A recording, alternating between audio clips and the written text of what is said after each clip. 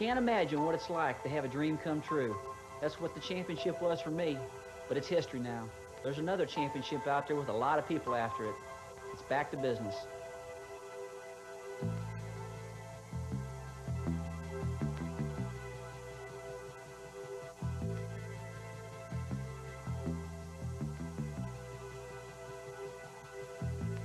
Wow, the 90s.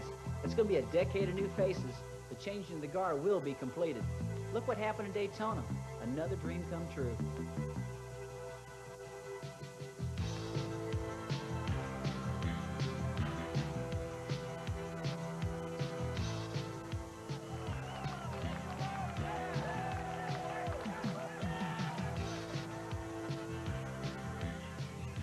The Unicap Challenge. I won it a year ago. Today an old name, but a new generation. Kyle Petty. He's got a shot at a $228,000 bonus. We want to see that money go to Atlanta. This is one tough racetrack. She snuck up on me a time or two. All of a sudden, you're just hanging on.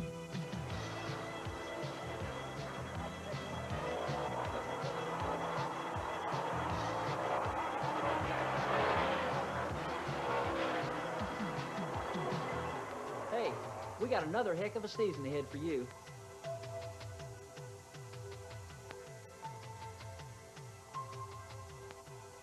Gentlemen, start your engine.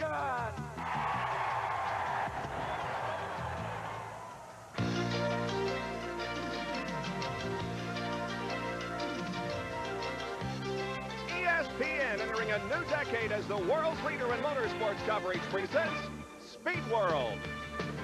Today, live from North Carolina Motor Speedway in Rockingham, the Goodwrench 500 Winston Cup race. A beautiful day in the sandhills of North Carolina. It's a little breezy and cool. However, yesterday's rains have moved out. There is very little chance of rain this afternoon.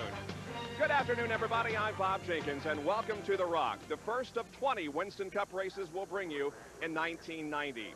2 races already during this season, and already a couple of bizarre events. First of all, Derek Cope, a surprise winner at the Daytona 500.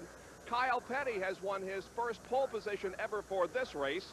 And then there was last weekend at Richmond when Mark Martin won his second Winston Cup race, but then was fined and penalized for having an illegal spacer plate in the engine. Let's get more on that situation now as we go to one of 2 pit reporters for the afternoon, the editor of Stock Car Racing magazine, Dick Bergeron.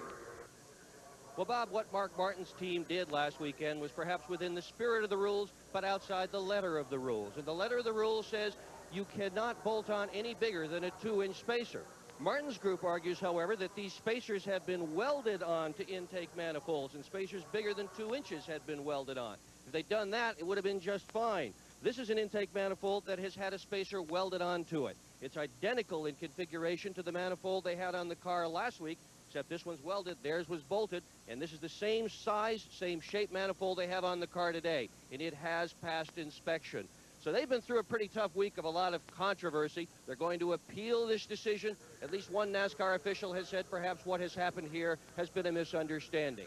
Well, Mark Martin's team hopes there's no misunderstanding once the green flag drops today at Rockingham. They brought the same car with them they used last fall to win the race here. They're starting on the outside pole. They'd like to win this thing cleanly.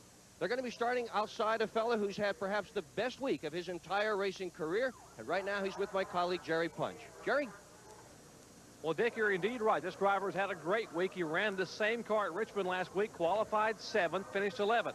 7 come 11. Well, they rolled the dice here, brought the same race car to here. They hadn't tested the car. I thought it'd be okay.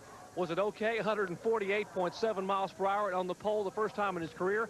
Kyle, the car looks to be the class of the field. But with this good a race car, can you be patient for a 4.5-hour race? I don't know. You know, it's hard to be patient. I've never been a patient person. I've always tried to make things happen. But in a 4.5-hour race at Rockingham like this, you just got to lay back and bide your time. I've seen Darrell do it 100 times, and my father and Pearson, and all the great drivers have done it. So maybe today we can pull something off here. Speaking of his dad, Kyle's had a great week.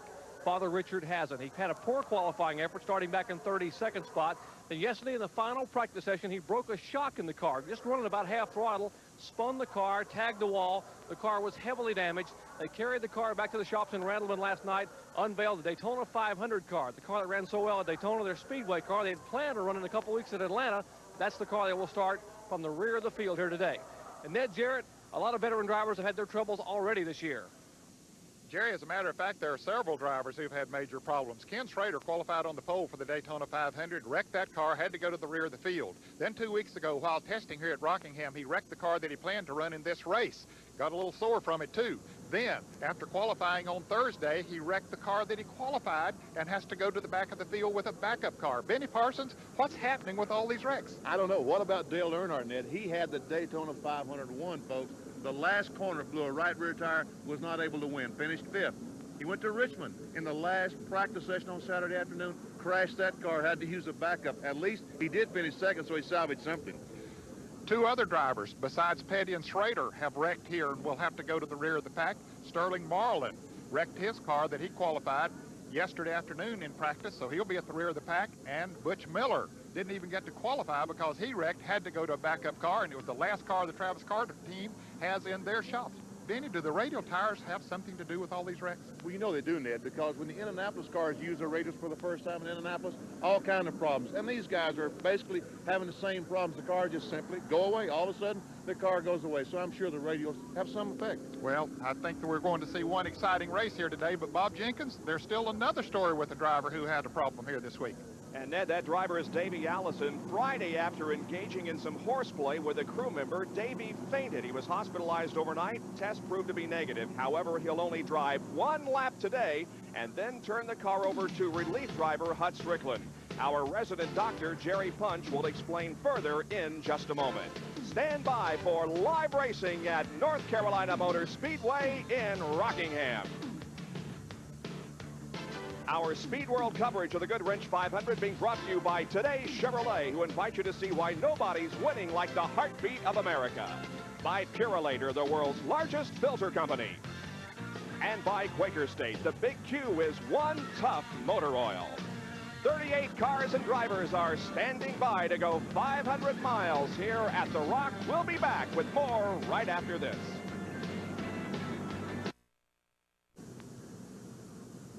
We're delighted you could join us for our first telecast of Winston Cup racing in 1990, the Goodwrench 500 from North Carolina Motor Speedway in Rockingham. Let's take a look at this facility that the cars will be racing on here this afternoon. It is 1.017 miles in length. The pole lap time was 24.613 seconds, and the speed 148.751, banking between 8 and 25 degrees. Race length 492 laps, fuel range 90 to 95 laps. Here now is the die-hard starting grid. On the pole will be Kyle Petty in car number 42, his first career pole at 148.751 miles an hour. He's in the peak Pontiac. Starting on the outside of row number 1, last week's winner in the Folgers Coffee Ford, number 6, Mark Martin at 147.623. Going to row number 2, it's Alan Kulwicki in the Xerox Ford, car number 7. He was second here a year ago. Outside of that second row will be Dale Earnhardt, the current Winston Cup points leader in the number 3 Goodwrench Chevrolet. In row number 3, it's Darrell Waltrip, a 4-time winner here at this track, the Tide Chevrolet, car number 17. And then Ken Schrader outside of row number 3 in the Kodiak Chevrolet, car number 25, the Daytona pole winner. In row number 4, it's Rusty Wallace in the number 27 Miller Genuine Draft Pontiac. He's the defending race winner. Starting in 8th position is the Junior Johnson Budweiser Ford, driven by Jeff Bodine, number 11. Junior has more wins here at this racetrack than any other. In the 5th row, it's rookie Rob Moroso, who is the current points leader in the rookie division. He drives the Crown Petroleum Oldsmobile, car number 20. In 10th starting position will be Sterling Marlin in the Sunoco Oldsmobile, car number 94. Going to row number 6, it's Bill Elliott in the Coors Milling Ford, car number 9. And outside of that row will be the Kodak Film Oldsmobile, driven by Phil Parsons. The car number is 4. In the 7th row, the number 66 Trop Arctic Pontiac, driven by Dick Trickle, last year's Rookie of the Year. In 14th starting position, the Country Time Lemonade Pontiac, number 30, driven by Michael Waltrip. The 8th row has the Daytona 500 winner, the Purelator Chevrolet number 10, with Derek Cope behind the wheel. In 16th starting position, it's Dave Marcus in the Big Apple Market Chevrolet, car number 71.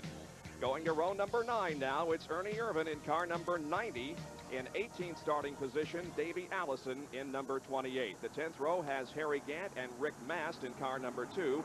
And as you look at the rest of the starting lineup, remember there are several cars that, although they are listed here in their originally assigned positions, they will be going to the rear of the field because of accidents and other things that have occurred here in the last 3 days. And they'll be doing that on these pace laps that they're making right now, Bob Jenkins, of course, including those Ken Schrader in car number 25, Richard Petty in 43, Sterling Marling in car number 94. Now, we told you about Davey Allison's problem. Let's get more from our doctor, Jerry Punch, on pit road. Well, Bob, Davey did pass out here on Friday morning during a rain delay in between practice sessions, so it was not in the race car. He was flown to Charlotte Memorial Hospital and evaluated by a couple of excellent neurologists there. And what they decided they would have to do is keep him overnight for observation and run a lot of tests: electrocardiogram, electroencephalogram, and echocardiogram. They discharged him yesterday afternoon, and you're looking right now at the young man, Hud Strickland, who will climb in the car. They will not let Davey race the car here today as a matter of precaution only at Rockingham. The Davey will climb out of the car here following the green flag. He is on pit road now. He will fall in at the rear of the field. And Hud Strickland, the 28-year-old Calera, Alabama driver, will get in the car and race the car today for 492 laps. Now, Davey Allison will not leave the racetrack. He will stay in the pits here and try to help Hud Strickland as far as the handling on the race car. So it should be an interesting day here for the Allison crew here in the car number 28. Bob? All right, thank you, Jerry. And now we have 3 in-car cameras that will be working for you this afternoon. We're looking at Dick Trickle in the number 66 car. We'll have a face cam on him to see how his driving technique is. And, of course, also the regular in-car camera that will allow us to see who is in front of and behind him. We also have an in-car camera riding with last week's winner at Richmond, Mark Martin, in the Folgers car number 6. Face cam on him, and also the regular one out the front and the back of the car. And our third in-car camera will be carried by Harry Gant in car number 33. The Skoal Bandit Oldsmobile in his car also carries the bumper cam, and that should provide some excellent pictures for us as we go through this afternoon.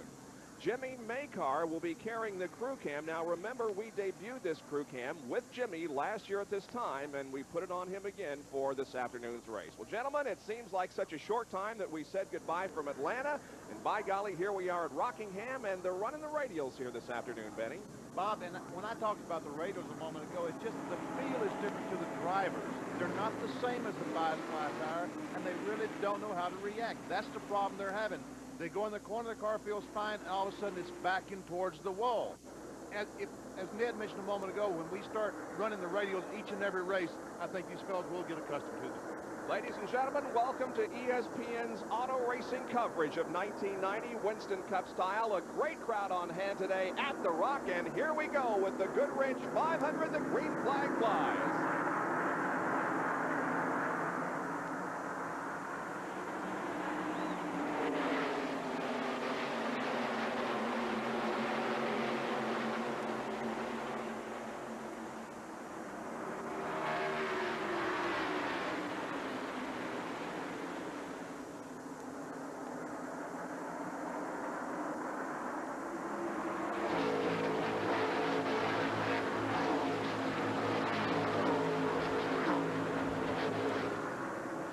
Petty leads lap 1. The last time he led a Winston Cup race was in July at Pocono. Davey Allison has come in for his driver change. Here's Jerry Punch.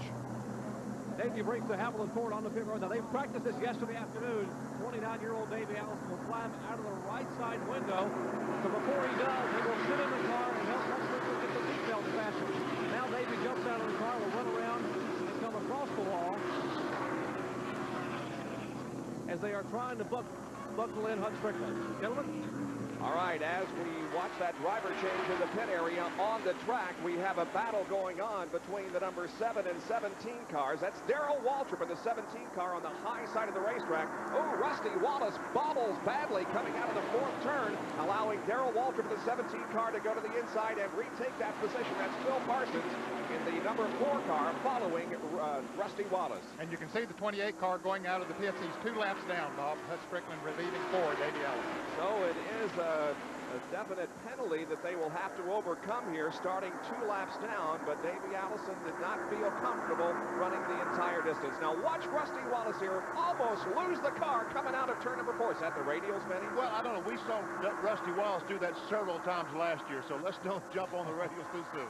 All right, the leader of the race is Kyle Petty. Running second is Mark Martin. Third is Dale Earnhardt. Fourth is Alan Kowicki. And then this 5th, 6th, and 7th position, including Darrell Waltrip. Look at the lead that Kyle Petty has opened up already in the first 5 laps of the event. In talking to the competitors down the pits this week, they're all just marveling at the horsepower that Kyle Petty has in that big Pontiac. They tell me John Wilson evidently has found something. And they're also putting that horsepower to good use, Benny, because the car has been handling super.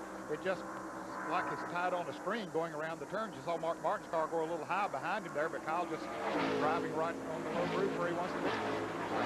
Gary Nelson, a former color commentator here in our ESPN telecast, the crew chief on that car. Here's the view that Martin has as he pursues Kyle Petty, who is just ahead. And you can see how Kyle is already moving in on some of the slower traffic as they go into turn number 3. Here is Waltrip, Rusty Wallace, and Phil Parsons once again running in single file formation. But now Rusty looks to the inside coming off the 4th quarter and tries to take that 5th position away from Darrell Waltrip. Now, Rusty Wallace, of course, one of those carrying new colors this year. He has a new sponsor, Miller Genuine Draft. And, of course, Phil Parsons in that yellow number 4 car. We've seen Rick Wilson drive that car for several years, but now Phil Parsons is behind the wheel of the Kodak Oldsmobile.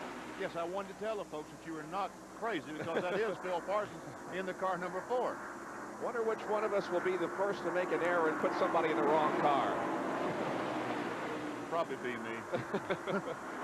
Parsons and Waltrip now battling for that 6th spot. Phil to the inside and Darrell Waltrip to the outside. Waltrip, of course, still in the Tide Chevrolet, car number 17. Here's a battle. Ken Schrader in car number 25. Now, remember, he was one of those that started from the rear of the field, and so was the 94 car of Sterling Marlin as the 33 machine of Harry Gant gets high on the racetrack and loses a spot to Sterling. Yeah, Gant is backing up. Schrader now moves into the 25th position. Marlin moves to 26. Oh, we have a car spinning in this 3rd turn. That's Michael Waltrip. And I believe everybody is going to get by without being involved. But, boy, it was close. One car just missed Michael as he spun down the banking. Waltrip still has the car running and is going to be able to pull away, but it brings out our first caution flag of the afternoon. That boy's blessed. He is absolutely blessed. Yeah, you can see some damage on the right front of the car there, Benny. He hit something. Don't know if he hit something to cause the spin or during the spin somebody might have clipped him. In any case, on lap number 10, the first caution of the race comes out because of a spin involving Michael Waltrip in the Country Time Maxwell House car. And you wonder why he wouldn't go to the pits. Well, he can't go to the pits. He has to catch up with the field, and then he'll go in the pits and change those tires. Here it is again. You can see the car almost hitting the outside wall. Larry Pearson's car, I believe, clipped that right front just a little bit. Larry Pearson, car number 16. More from Jerry Punch on what happened to Michael Waltrip. Well, Michael was complaining about the car being a little ill-handling in the early laps here, and the car apparently just getting away from. They're having trouble getting some heat in the radial tires. It will bring Michael down pit road here in the Country Time Pontiac and try to get a tire change on the car. They have literally prepared themselves to rebuild a race car if they have to. They realize this track is so tough on machines, and now Michael will come down. They are being given the one-to-go signal. The field is. It'll be green next time by. They will have to hustle if they're going to make an exchange here. The car now comes to rest on pit road. They will change right side tires. You see some of the sheet metal damage on the right front of the car, part of the grille, and NASCAR officials are saying you're going to have to tape that. And now Bill Engel, the crew chief, runs across with a big wide yellow tape. Will begin to tape some of the sheet metal and fiberglass to the front body of the car. Meanwhile, the crew will scramble around to the left side and change left side tires. Early on, trouble here for the Bahari Racing Pontiac of Michael Waltrip. Not only is Michael Waltrip in the pits, but also Brett Bodine and Larry Pearson made pit stops. Here it is from Dick Trickle's point of view. Watch up ahead as Michael Waltrip gets sideways in corner number 2. Well, as he comes off of the turn, it looked like the back end just went out from under him there. Trickle didn't see anything but smoke for a little bit, but he was able to get down on the inside, and the green flag waving. Dale Earnhardt has gotten a good jump on the restart. He is now in 2nd place. He has passed Mark Martin in that 2nd spot. Kyle Petty continues to lead, and Alan Kulwicki runs in 4th position. The 5th place car is Rusty Wallace. 6th is Darrell Waldrop. Petty now beginning once again to pull away from the rest of the field. First car out of the race is J.T. Hayes. He has parked the car number 91. It's sponsored by the folks of Corinth, Mississippi. We wanted to give J.T. an opportunity to get in Winston Cup racing. This was his first start in Winston Cup competition. We take a look at the top 10 now with 14 laps completed of 492 that will make up this 500-mile event. Kyle Petty, the leader, followed by Dale Earnhardt, Mark Martin, Alan Kulwicki, and Rusty Wallace. 6 through 10, Darrell Waltrip, Bill Parsons, Jeff Bodine, Rob Moroso, and Bill Elliott. Now, the right guard halfway challenge is back. The driver leading at the halfway point will get $10,000, and you can win a Pontiac Grand Prix SE. Dial 1-900-246-0101. It costs 95 cents a call, but if you do call that number, you can register to win the car that will be given away after the halfway point if you know the driver that is leading at the halfway point here at Rockingham. Back with more of our live coverage in a moment.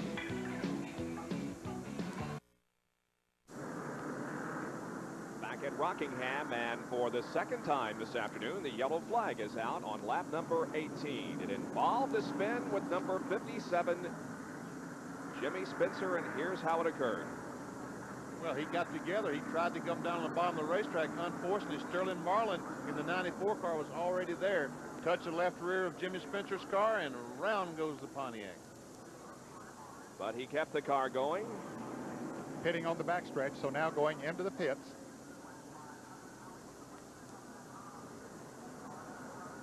The car that hit him, the car number 94 that just touched him as they went into turn 1, Sterling Marlin, is a backup car. He wrecked the car he qualified and had to go to the rear of the field. Here's Spencer now coming into the pits. I'm sure they'll change all 4 tires on the Heinz Pontiac. Perhaps flat spotted him a little bit. We see Mickey Gibbs sitting behind Jimmy Spencer. The Ford, the days in Ford behind, that's Mickey Gibbs. I believe Terry Labonte also pulled into the pit area there on the backstretch as they put some fuel in the car, the Heinz Tomato Grand Prix Pontiac. And Jerry Punch is down in the Kyle Petty pit with Gary Nelson. Jerry? Well, Bob, we're talking about pacing yourself here for a 492-lap race, and but the strategy's a little bit different here, Gary. What did you tell Kyle about his pace early on? Well, we ran all of last year taking it easy and trying to be there to finish, and we got in so many wrecks by being back in a pack. We just decided this year to start from the first race on, run wide open, flat out, and maybe we'll be up front. That's working so far for us. Will the car take it all day, 4.5 hours, wide open here at Rockingham? Well, the way we look at it, if it doesn't take it, we'll go back and fix whatever's weak, and next time we'll get better rather than take it easy and just barely finish with a weak part. So our team is in it for the long haul. We feel like if we continue to make the car stronger every week, the best way we can find our weaknesses is to run flat out, so that's what we're doing. Well, this man should know he built the race car that's currently leading the field here at Rockingham. Bob? Bit of a change of strategy for the Peak Pontiac crew, headed by Gary Nelson and driver Kyle Petty. Still under caution here. We'll take another break and be back with more green flag racing at The Rock.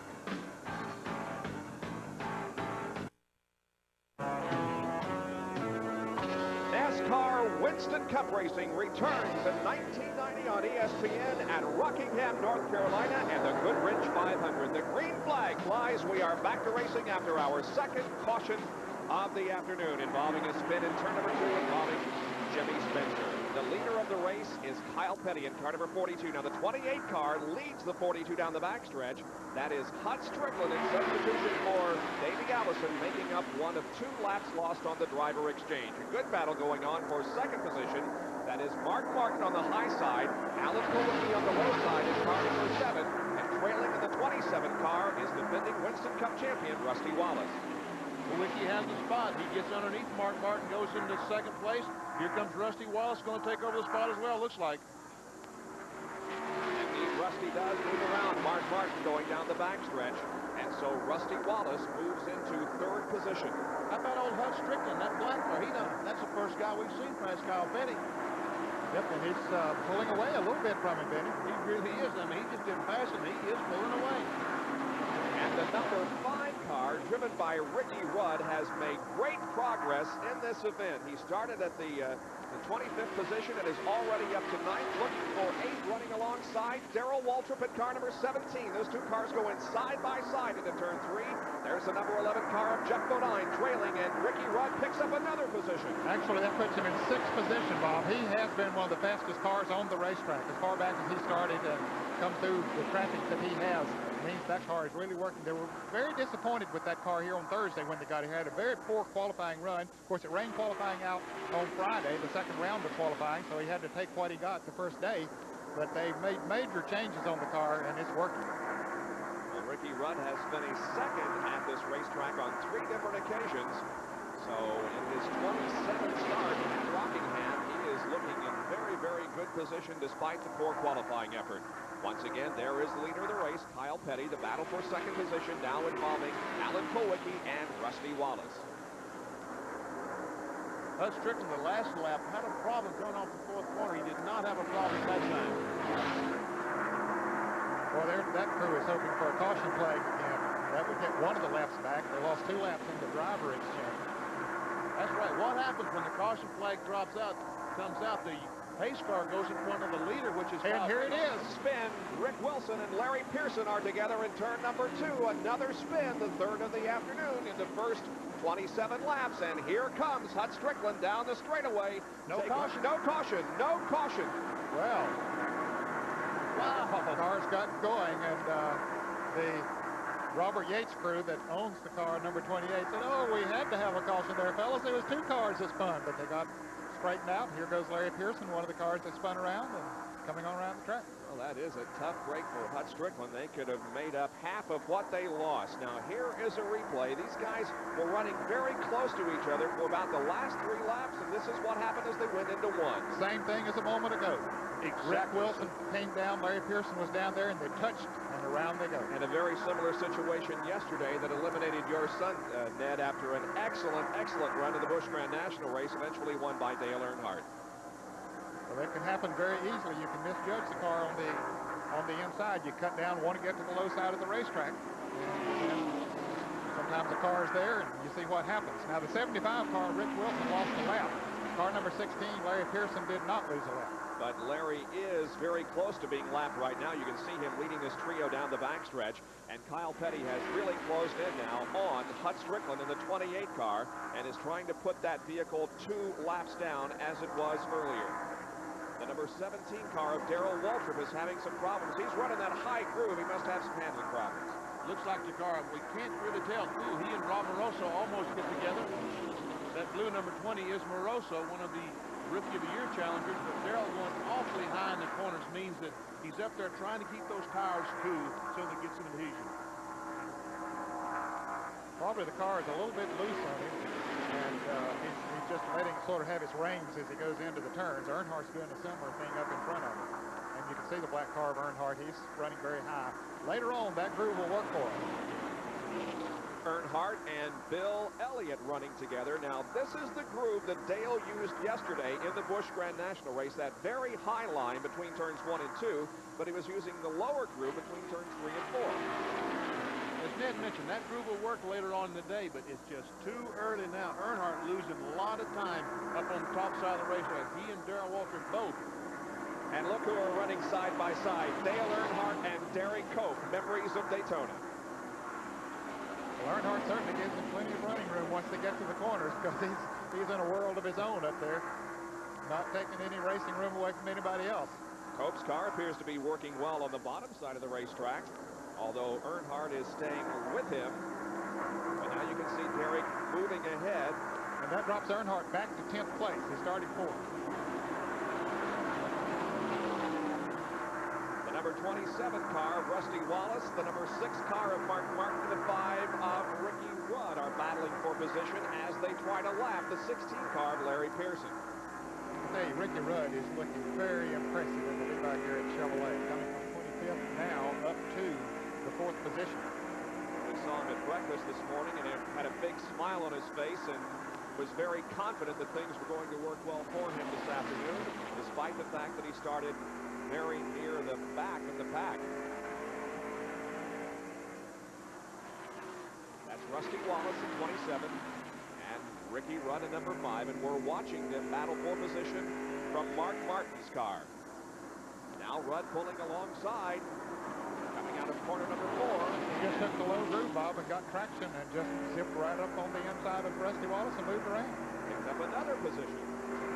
Moves him into 3rd. Very impressive run by Ricky Rudd. And now Wallace and Mark Martin are side by side in turn 3. This is the battle for 4th position.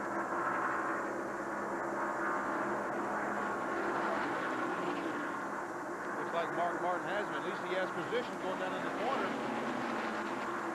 Rusty Wallace, of course, won this race last year and won the Unical Challenge money, and that's the only time it's been done. Since then, it's been stacking up at a rate of $7,600 per event, and right now it's up to $228,000. That's the amount of bonus money that Kyle Petty will win today if he wins the race.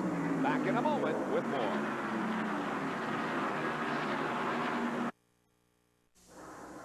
Bob Jenkins, Ned Jarrett, Benny Parsons, Dick Bergeron, and Jerry Punch back at the Rockingham, North Carolina. The Gene Goodwrench 500 underway here. Our first telecast of Winston Cup racing in 1990. The leader is the number 42 car, the pole sitter, Kyle Petty. That car trailing him is driven by Hut Strickland in relief for Davey Allison. And as you can see, Kyle has now put him once again 2 laps down. Running back in the 10th position is the number 3 car driven by Dale Earnhardt. And that car has not been performing quite like they would like for it to in the last few laps. As a matter of fact, he has dropped back to 12th now, Bob. He's continuing to go back, and 2 other cars are passing him right now. So he's dropping back to 14th. Dale Earnhardt is not having a very good run, certainly not typical of him. So Dale Earnhardt and crew will try to figure out what's wrong. Maybe we can get an answer to the question, what is wrong, as we go to Jerry Punch, who's with Richard Childress. Well, Bob, Richard Childress is the car owner here for the Earnhardt machine. And Richard, the car started 4th and now is running close to 15th in the field. What's the problem? Well, we don't know if we got a tire going down. He thinks he's got a tire going down right now. They're hoping to get a caution flag. Apparently the car is just very, very loose. Yeah, he's talking right now. It's just real loose getting in. We don't know we changed the gear. If something might have been wrong with the gear, or if we do have a tire going down. We've got a problem somewhere. Dale trying to be very, very careful here. That's a brand new race car they brought here at Rockingham, so they're trying to be very careful not to use the race car up too early.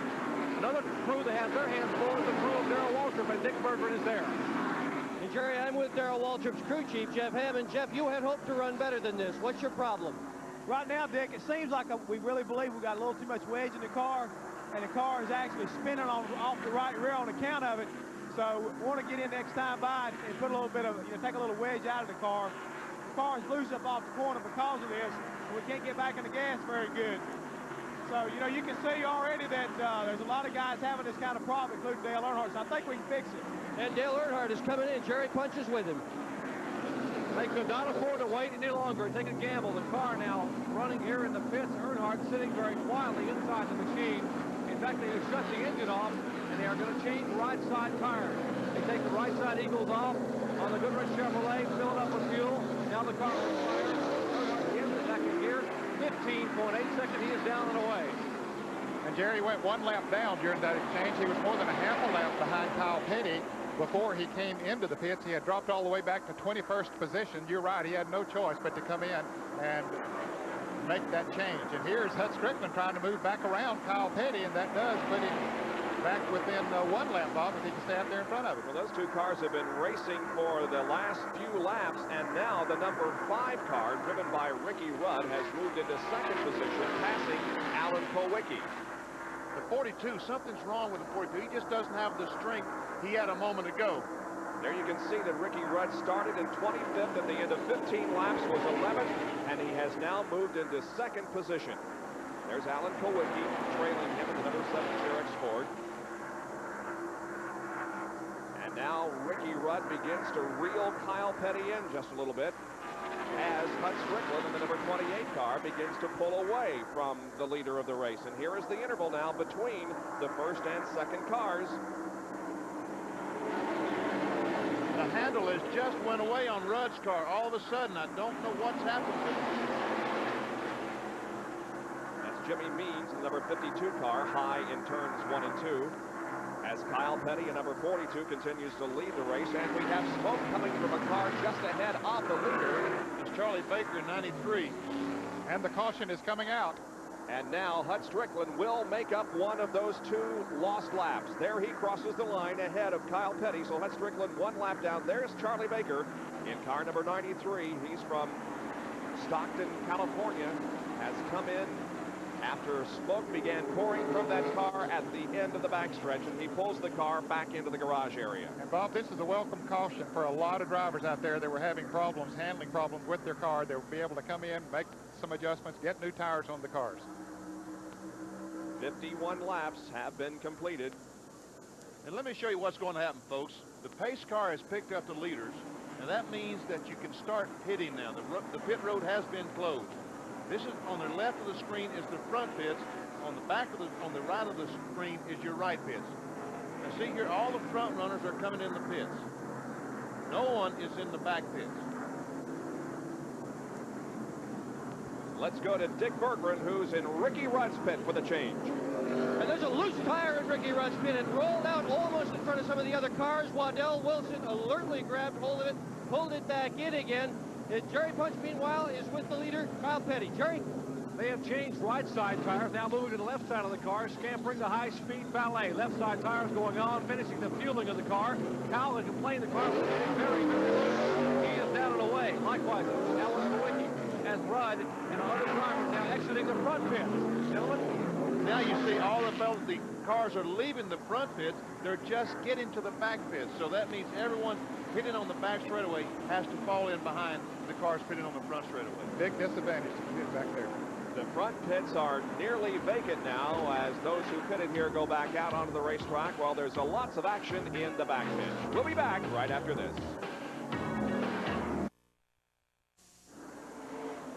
Welcome back to Rockingham, North Carolina, and the Goodwrench 500 Winston Cup race. Now, a reminder that you can register to win a Pontiac Grand Prix SE by dialing 1-900-246-0101. Then if you know who leads at the halfway point later in our event and are called, you will win a Pontiac Grand Prix SE. Now, the green flag comes out once again, and the race resumes at Rockingham. The leader of the event is Rusty Wallace in car number 27. The number 3 car running alongside of Rusty Wallace, now pulling ahead of Rusty Wallace as they go down the backstretch, is Dale Earnhardt. However, he lost a lap on the pit stop. Now we see a challenge for the lead involving Kyle Petty and Rusty Wallace, and Kyle Petty moves ahead. Now let's get more on this situation regarding Dale Earnhardt and Jerry Punch. There was speculation in the Earnhardt pit that he may have a tire going down. When he made that pit stop, as you saw him just 2 laps ago, he changed right side tires before the caution flag. He did not have a tire going down. The car was just very, very loose. The same problem began to plague Kyle Petty, Ricky Rudd, and other drivers. Their cars began to get looser and looser almost very suddenly here. They couldn't get the car into the corner. They hadn't been able to figure out. I've asked a couple of crew chiefs why the car's getting so loose. The radios aren't wearing it all. They're not showing the temperature. They don't have an answer either for it. Well, we heard Gary Nelson explain earlier in the event how Kyle was going to go to the front, and he indeed is. But now look at this gaggle of cars racing down the backstretch. We have Mark Martin, Larry Pearson, Bill Elliott. Also in there is Mike Alexander, the low side of the racetrack, Sterling Marlin, and Ken Schrader. And we're getting the view from Mark Martin's car. That's Jeff Bodine in the Budweiser Ford. Got that right, see, Bob? Expecting to say Terry Labonte, didn't you? Nah, not you. There is Bodine, followed by Mark Martin.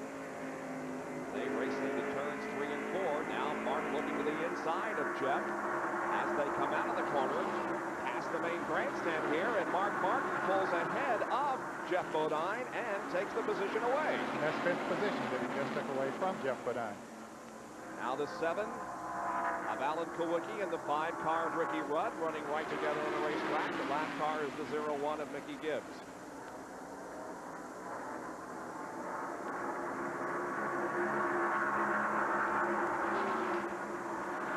Now let's take a look at the Big A Auto parts pit stop performance from the stops just completed. Now, you'll notice that the driver and the crew are broken down into a total. The driver statistic is the amount of time it takes him to slow down and then speed up or come into and out of the pits. The crew time is the amount of time it took the crew to do their job, change the tires and fuel the car. So you can see the best driver performance by the number 7 of Alan Kulwicki and the 42 of Kyle Petty. And as far as crews are concerned, the Alan Kulwicki crew also with the best stop. Total of 50 seconds for the 27 car of Rusty Wallace, while it only took the 42 car about 30 seconds. But yet, Rusty Wallace came out in front. Pit position, I guess, had a great deal to do with that. It's very important in a race like this. We're watching again from Mark Martin's car. Up ahead, immediately ahead, is Ricky Rudd, and ahead of him is Alan Kulwicki. You'll notice there was a bit of a glare on the windshield, and that's going to get worse as the race goes along. It's not going to get worse. It's going to get impossible for these drivers to see down in turn 1. We can see there how great the picture is.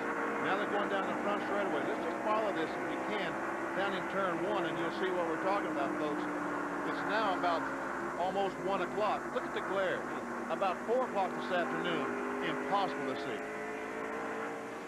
So that's just another challenge that'll be added to them here as the race goes on, and that's when they're getting tired and weary and all of that, and then have that extra problem to crop up.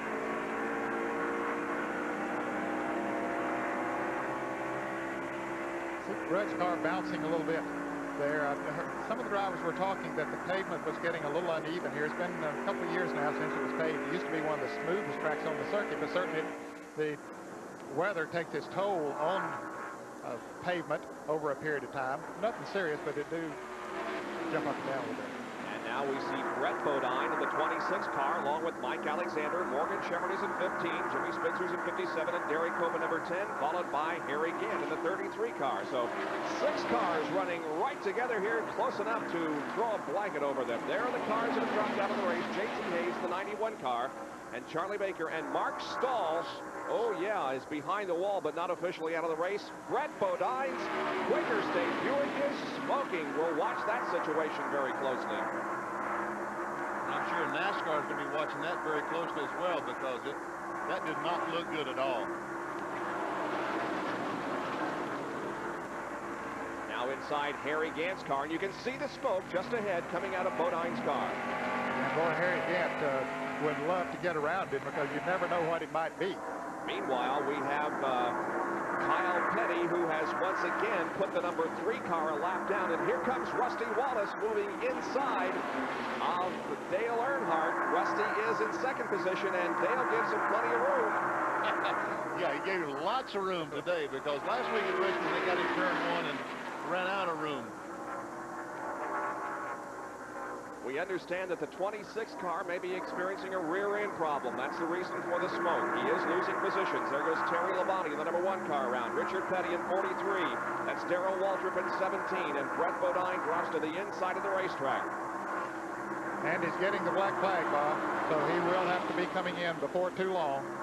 And rear-end grease is one of the worst things, Benny, you can put down on a racetrack. It's the slickest stuff in the world. And I tell you what, when you hear all those noises, and you can hear the noises when the rear end is coming apart, it's the most terrifying noise. You just know that everything's going to fly apart. And your race is nearly over.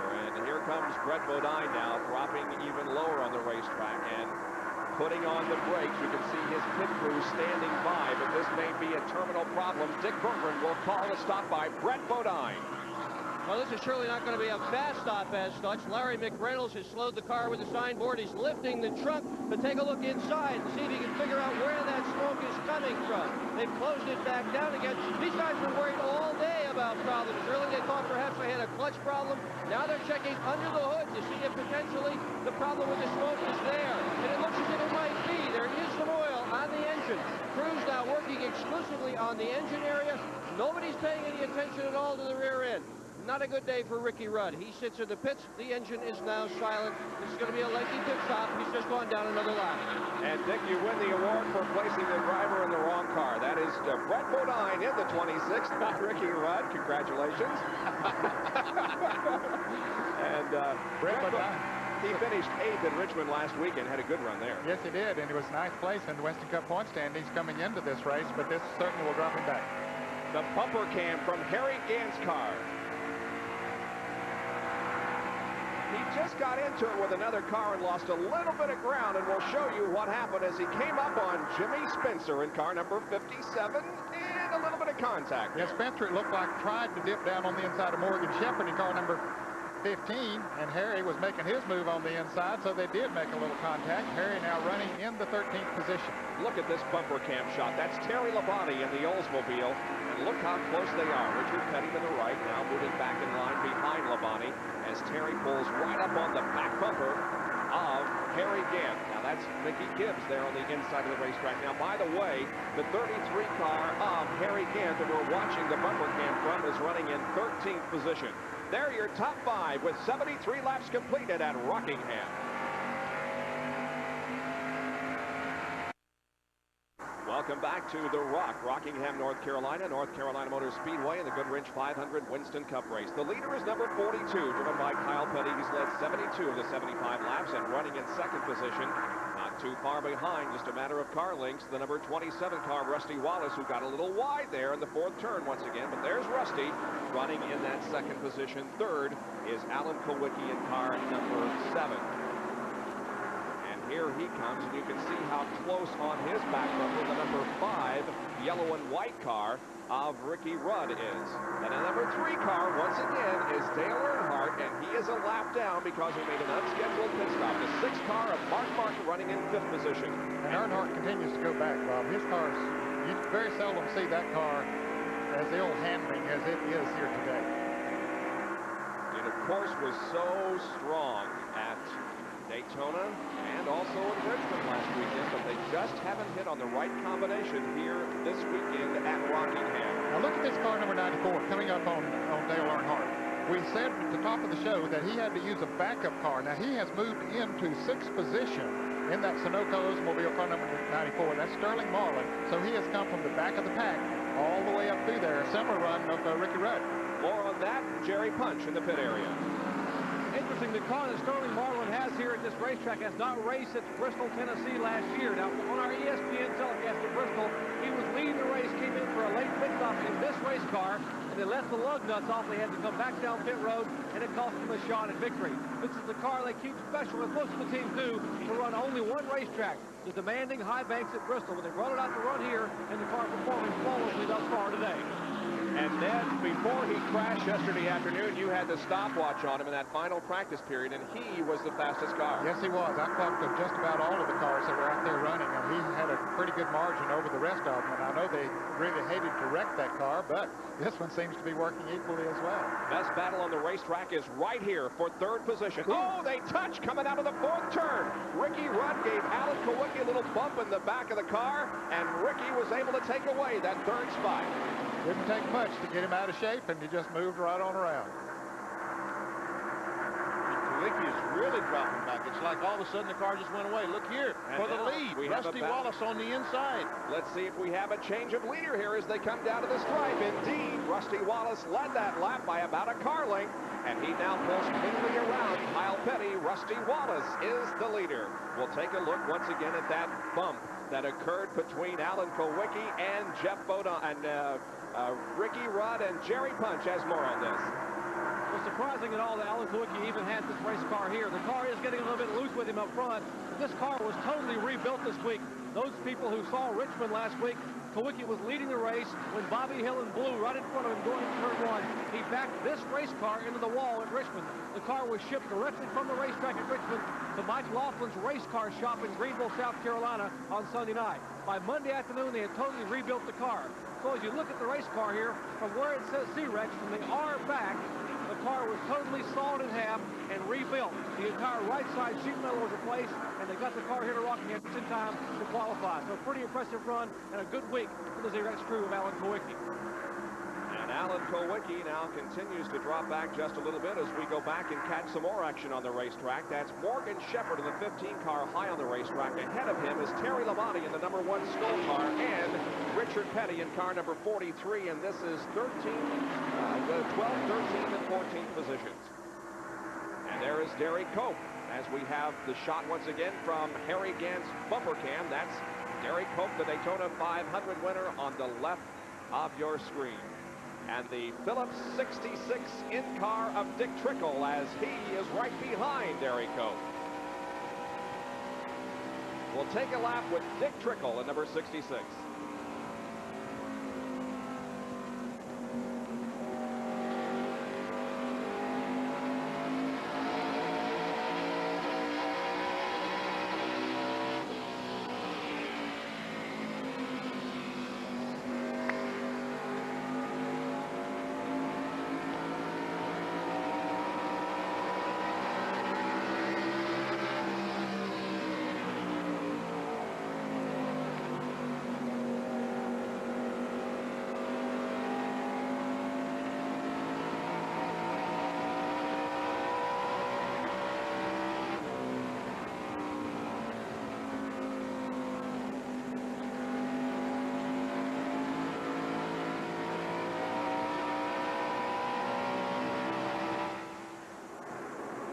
Just a great battle from our in-car camera between Dick Trickle and Derek Cope, and now we see Derek Cope losing another position to Michael Waltrip. We are live at Rockingham, North Carolina, and the Goodwrench 500.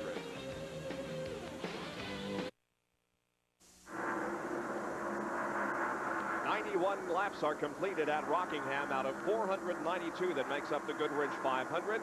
We are live with our first Winston Cup telecast of 1990. There's the leader of the race, Rusty Wallace, in car number 27. Running in second position, just a few car lengths behind, is Kyle Petty in car number 42.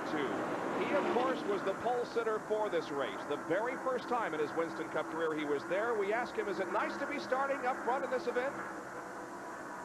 Yeah, it always feels good to start somewhere close to the front. I've never been this far up front before, so yeah, you know, I think everybody, I'm excited. And I don't usually get too excited about things, but I was real excited, real nervous yesterday when we qualified, and I think the team's really pumped up and really excited, so it was good for all of us. Another interesting note, this completes 25 years of racing at Rockingham. The very first time, 25 years ago, that they ran here, Richard Petty was the pole sitter. As they end 25 years of competition, it is Kyle Petty that was the pole sitter for this event. You just pull that stuff on. I'm telling you. Here's the 94 car of Sterling Marlin now, closing in on the 7 car of Alan Kowicki, and Kowicki is having some handling problems. However, leading this group on the far left side of your screen is Ken Schrader, and he was another one of those that started at the rear of the pack and has really put on a fine performance going to the front. Yes, he has. He has moved up to 4th place now, so he has done that rather quietly. We hadn't paid that much attention to him, but all of a sudden he's on the scoreboard, which only shows 5 positions, and he's up there in 4th. And look at the 6 car. Mark Martin started outside pole. He's drifting back. Some guys are starting in the rear, going to the front. Guys are starting in the front, going to the rear. In car from Mark Martin. And for the Brett Bodine fans, he is back in the race in the Quaker State Buick. He had an extended stay in the pits. Well, as I speak, he's back into the pits once again.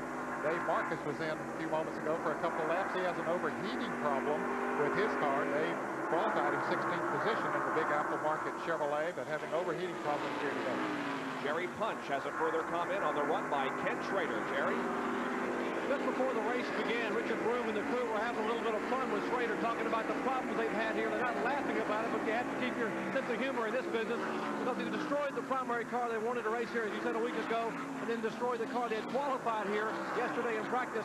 But what they did is took yellow tape and put it across the rear bumper, telling Schrader he was indeed a rookie. They also told him one thing, said, hey, we're out of race cars. If you wreck this one today, the backup car is going to be a Hudson Hornet. They'll have to go down to the museum in Darlington and get one of the Hudson Hornets to race. Boy, it has been a tough year so far for Ken Schrader. He was 40th at the Daytona 500, of course. That was after he crashed in the twin 125 qualifying race and then was 10th at Richmond. Dick Goodwrench is down in the pit area where Neil Bonnet is having a problem. Boy, he sure is, Bob. Right now the engine is silent. They just tried to refire it. It backfired through the exhaust. Putting the hood down, this is probably the end of the day for Neil Bonnet. He has won here at Rockingham on 3 separate occasions. Had high hopes for today, but they're taking the window net down, and he'll be coming out soon. So Neil Bonnet is through for the afternoon, it would appear. He has 3 wins, as you said, here at Rockingham. He was 11th at the Daytona 500 earlier this year and 25th, dropping out of the event at Richmond last week. There's first and second position, Rusty Wallace and Kyle Petty. Uncle Walter, who was running in the 15th position, slowed dramatically, is coming into the pits and coming in a little bit slow right now. So he has a problem too. Of course, he spun earlier in the event. Now, when the cars come around this time, they'll complete 100 laps. So just a little more than a fifth of the way completed on this Sunday afternoon in Rockingham. And the leader at the 100 lap mark is going to be Rusty Wallace in car number 27. A lot of racing to go on this Sunday afternoon. We're glad you could join us. We're at Rockingham, North Carolina, and we'll be back right after this.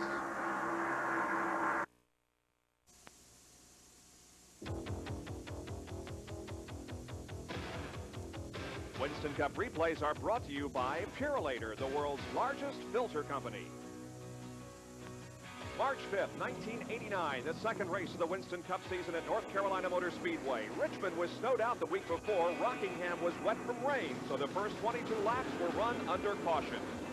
It was the first race of the year for the ESPN auto racing team, and we debuted our crew cam worn by Rusty Wallace's front tire changer, Jimmy Makar.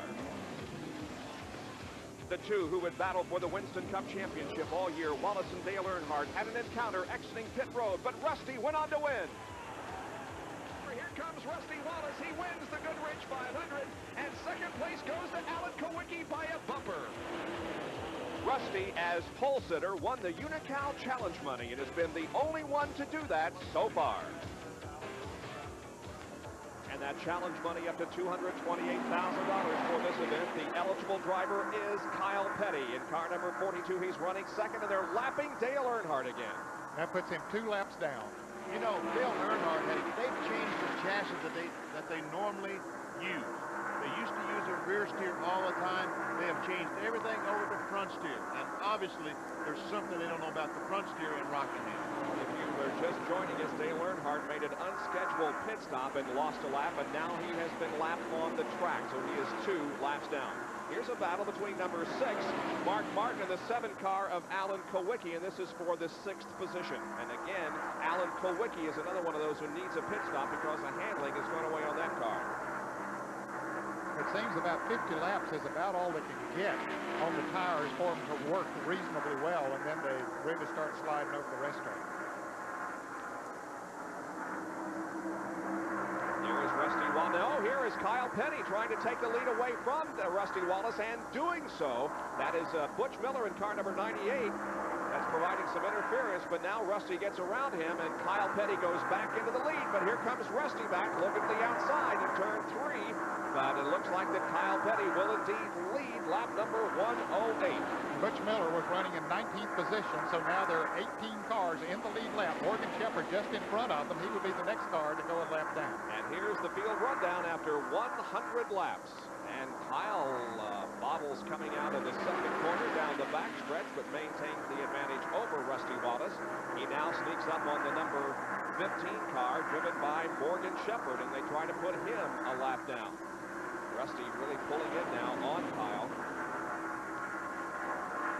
And in turn number 1, Kyle Petty does indeed lap the Buckmore Ford driven by Morgan Shepherd. So now there are 17 cars on the lead lap. You know, and I think that Kyle Petty talked at the top of the show, he talked about learning patience. And it looks to me like he has learned some patience today, because when Rusty came up and challenged him, Bob, they remember, he just kind of backed off, let Rusty go on. When Rusty's tires went away, Kyle went back up and has passed him back. He is showing the experience, a good experienced race car driver this afternoon. Very mature. And again, it's a change of strategy that Gary Nelson told Jerry Punch about earlier. They want to run up front and avoid all those accidents they experienced last year. There's the number 3 car of Dale Earnhardt continuing to struggle. Here's an update with Jerry Punch. They are having their troubles. The 3-time Winston Cup champion. Earnhardt is running into the pits. I think I had something broken on the car, something in the chassis. So the car cannot even touch the throttle of the car at all. He tries to push the gas pedal down. The car just jerks sideways on the racetrack. The car feels like it has absolutely no bite or no wedge in it at all. When they made their last pit stop, the left rear tire was worn completely out, and that shouldn't happen in 50 laps here at Rockingham. A lot of drivers, many cars are saying the cars are so loose that they have no edge in them at all. What can that be? You know, it sounds like that Darrell Waltrip's crew was hit on it just a moment ago, that they have too much wedge, and that left rear has too much weight on it, and the right rear doesn't have any weight and just sitting there spinning. Or it could be, Richard Childers said when they did an interview with them earlier that they had changed gears this morning in the car. It could be that the interlock system is not working correctly. That's the ratchet system in the gearing. So do you have to set a car up completely different when you run the radials as opposed to the bias plies? I don't think you do. No, I don't think you have to change the car drastically from one to the other. I think the feel is basically the difference, the feel that the driver feels in the seat of his pants and how they react, how they set the car up. But I just think that Earnhardt, he may have a locker going bad. There may be some things he don't know about the front steer car yet. Rusty Wallace now running in second position. And of course, he has an excellent chassis man in Jimmy Makar, who is wearing our crew cam for this afternoon. We asked him, since the chassis setup is more important with the radials, is it nice to have a guy, and is there an advantage with a chassis man like Jimmy? I do. I think Jimmy Makar's my secret weapon, basically. The whole team is my secret weapon. I'm not singling any person out. That's one thing about this team. There's no egos, and every time I start looking at one guy more than another, that's not right. Rusty Wallace, of course, began his win streak here at the Rock last year, winning this race, going on to win the Winston Cup Championship, edging out Dale Earnhardt. But it's interesting to note that Dale had a better average finishing position than Rusty last year. And we've also talked throughout the season last year, and we'll do it again this year, about how important Winston Cup points are. And those points that Mark Martin had taken away at Richmond last week certainly may play a factor in the outcome of his total season come next November. You know, we're watching the leaders. There's Kyle Petty in 42, Rusty Wallace in 27.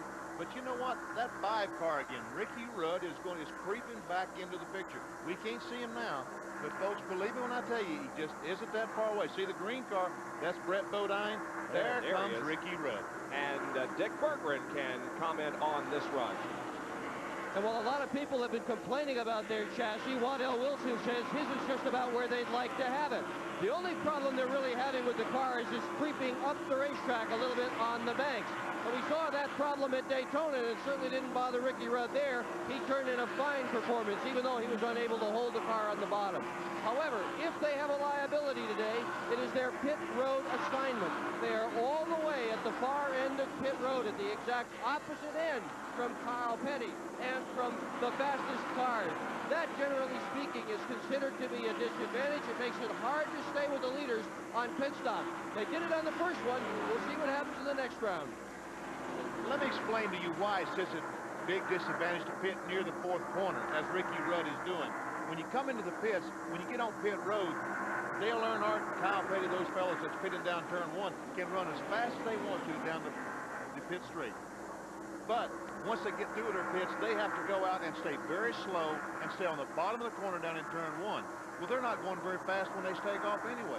Ricky Rudd has to take off, go down pit road. When he gets to turn 1, stop to go around the corner. Plus dodging cars pulling out in front of him as he comes down pit road. And pitted just about the middle of the straightaway is Derek Cope at number 10, and there he pulls out. Now watch him when he goes. Now, he has to stay on the bottom of the race. There's a hump. See the bad hump? He had to back off of that. Now he can go about a half throttle around the corner. He lost 2 laps on that pit stop, so the Daytona 500 winner, who was running in 19th position, makes a pit stop under green and loses 2 laps. There's the battle for the lead, and it is a good one. And look at Richard and Kyle running side by side on the racetrack as Kyle fights to maintain the lead. Rusty Wallace challenging in the number 27 car, but Kyle maintaining the advantage. But here comes Ricky Rudd in 3rd position. A great battle going on here at Rockingham. We'll be back with more of our live coverage of the GM Goodwrench 500 after this.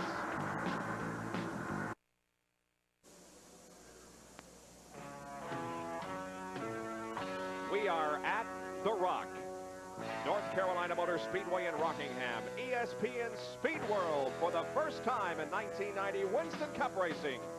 The Goodwrench 500. Here the top 15. Ricky Rudd now has taken the lead from Kyle Petty. Rusty Wallace is 3rd, followed by Ken Schrader and Sterling Marlin. In 6th position is Mark Martin, then Alan Kowicki, Bill Elliott, Jimmy Spencer, and Dick Trickle. 11 through 15, Jeff Bodine, Harry Gant, Darrell Waltrip, Bill Parsons, and Butch Miller. 126 of 492 laps completed, and this is how Ricky Rudd passed Kyle Petty and took the lead. He did it the hard way. He ran them down and passed on the outside. This move brought around with ease up there. Kyle didn't fight him too much, but Ricky's car working up there on the outside. We showed you the top 15. 13 of those are running in the lead lap now, and Rudd has become our 3rd leader of the afternoon. The other two, of course, Kyle Petty and Rusty Wallace. We see the red and white car, 10 car of Jerry Cope go by. Ned mentioned just a moment ago he made a pit stop, and that shows you what the new tires does to the car, how much better that the car adheres to the racetrack. He's able to pass the leaders and drive away. Now they're putting a lap on Darrell Waltrip and the Tide Chevrolet. Rusty Wallace, meanwhile, has really lost the handle on the car. There he is. He has dropped considerably back from the front two. Another one that lost the handle was car number 4. Here's Earnhardt coming down pit road again, but we saw the car number 4, Bill Parsons, getting loose. He's lost the handle on that car as well. Let's go to Jerry Punch in the pits. Goodwrench crew going to work on the right side of the car. Earnhardt has to feel pretty helpless out here. The car not handling like he would like it to, not running up the par, but they will change right side tires. This would be a scheduled pit stop for the Goodwrench crew. Right side tires are on. They will come around to the left side of the car and jack the left side up. They're not going to take any chances. Remember, we told you earlier that left rear tire was completely worn out when they made their last pit stop after only 50 laps. 22 seconds and the clock is counting. 24.7 seconds. They are down and away with a 4-tire stop. And we see Phil Parsons also making a pit stop, so it is time for regularly scheduled stops. We should be seeing Kyle Petty come in the next few laps. He is running in 2nd spot, the lead maintained by Ricky Rudd at the moment. And not only are their tires hot and worn, but also as Ricky Rudd tries to move around the car number 75 of Rick Wilson, but the gasoline, the weight gone out of the rear of the car. They're getting low on gas, and that'll help to make the car looser as well. We'll see if Kyle Petty comes into the pits this time. We believe this is his lap to do so. Yes, he does. He drops off the 24 degrees of banking, and Kyle Petty comes in for the pit stop. Here's Jerry Punch to call the action. The pole sitting car is Kyle Petty now coming down pit road, as is Rusty Wallace. The 2nd and 3rd place cars both pitting at the same time here at the far end of pit road.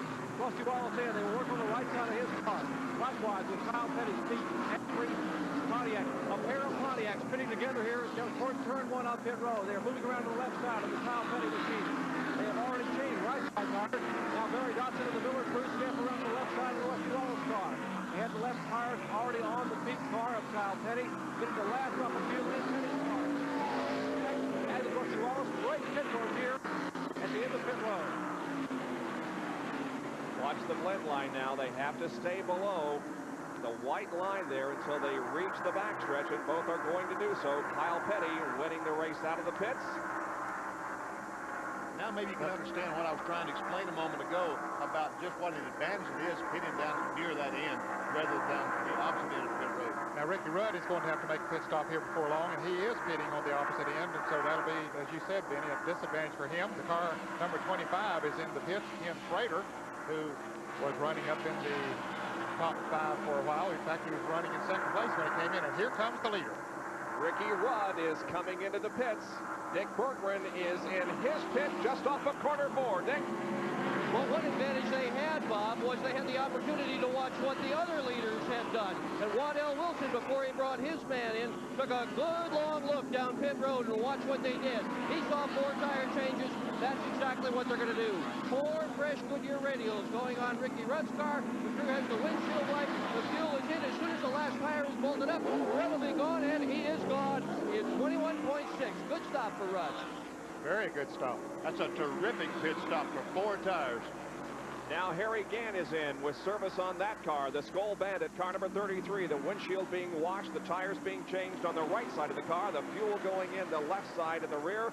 Now the crew changes over and begins to take off the left side tires. Sterling Marlin has taken the lead in this race. He hasn't made a pit stop yet, but he's in the lead. And look at the fuel spill out of the car as he moves away. That shot, of course, from the bumper cam. That comes out the vent of the gas tank that's position back where the tail light would be on a normal car. Mark Martin comes in. Jerry Punch is in his pit. A winner from a week ago brings the Folgers 4 down pit road. Robin Pemberton and Steve Mills, Jack Rouse's crew will go to work on that car. They will likewise change 4 tires, cleaning the windshield now, getting the right front tire. A little bit of problem with the right front air hose. Now Pemberton gets the hose uncurled and gets the tire on the right front. They scamper around to the left side of the car, trying to get the jack beneath the car. Second can of fuel going in. Leader, car number 94, Sterling Marlin makes his way to pit road as Mark Martin's crew finishes his pit work. Now he's refired. He is down and away. Martin shifts up through the gears and pulls back onto the racetrack as the 94 car continues to sit on pit road. Dick Bergman right there. Well, same strategy, 4-tire change, but these guys are going to be going with stuffed tires. They also had the opportunity of watching everybody, and look at how much more time they were able to stay on the racetrack. That could prove very valuable later if this thing turns out to be an economy road. Marlin back on the speedway. And Bill Elliott, who was the leader, now comes in for his scheduled pit stop.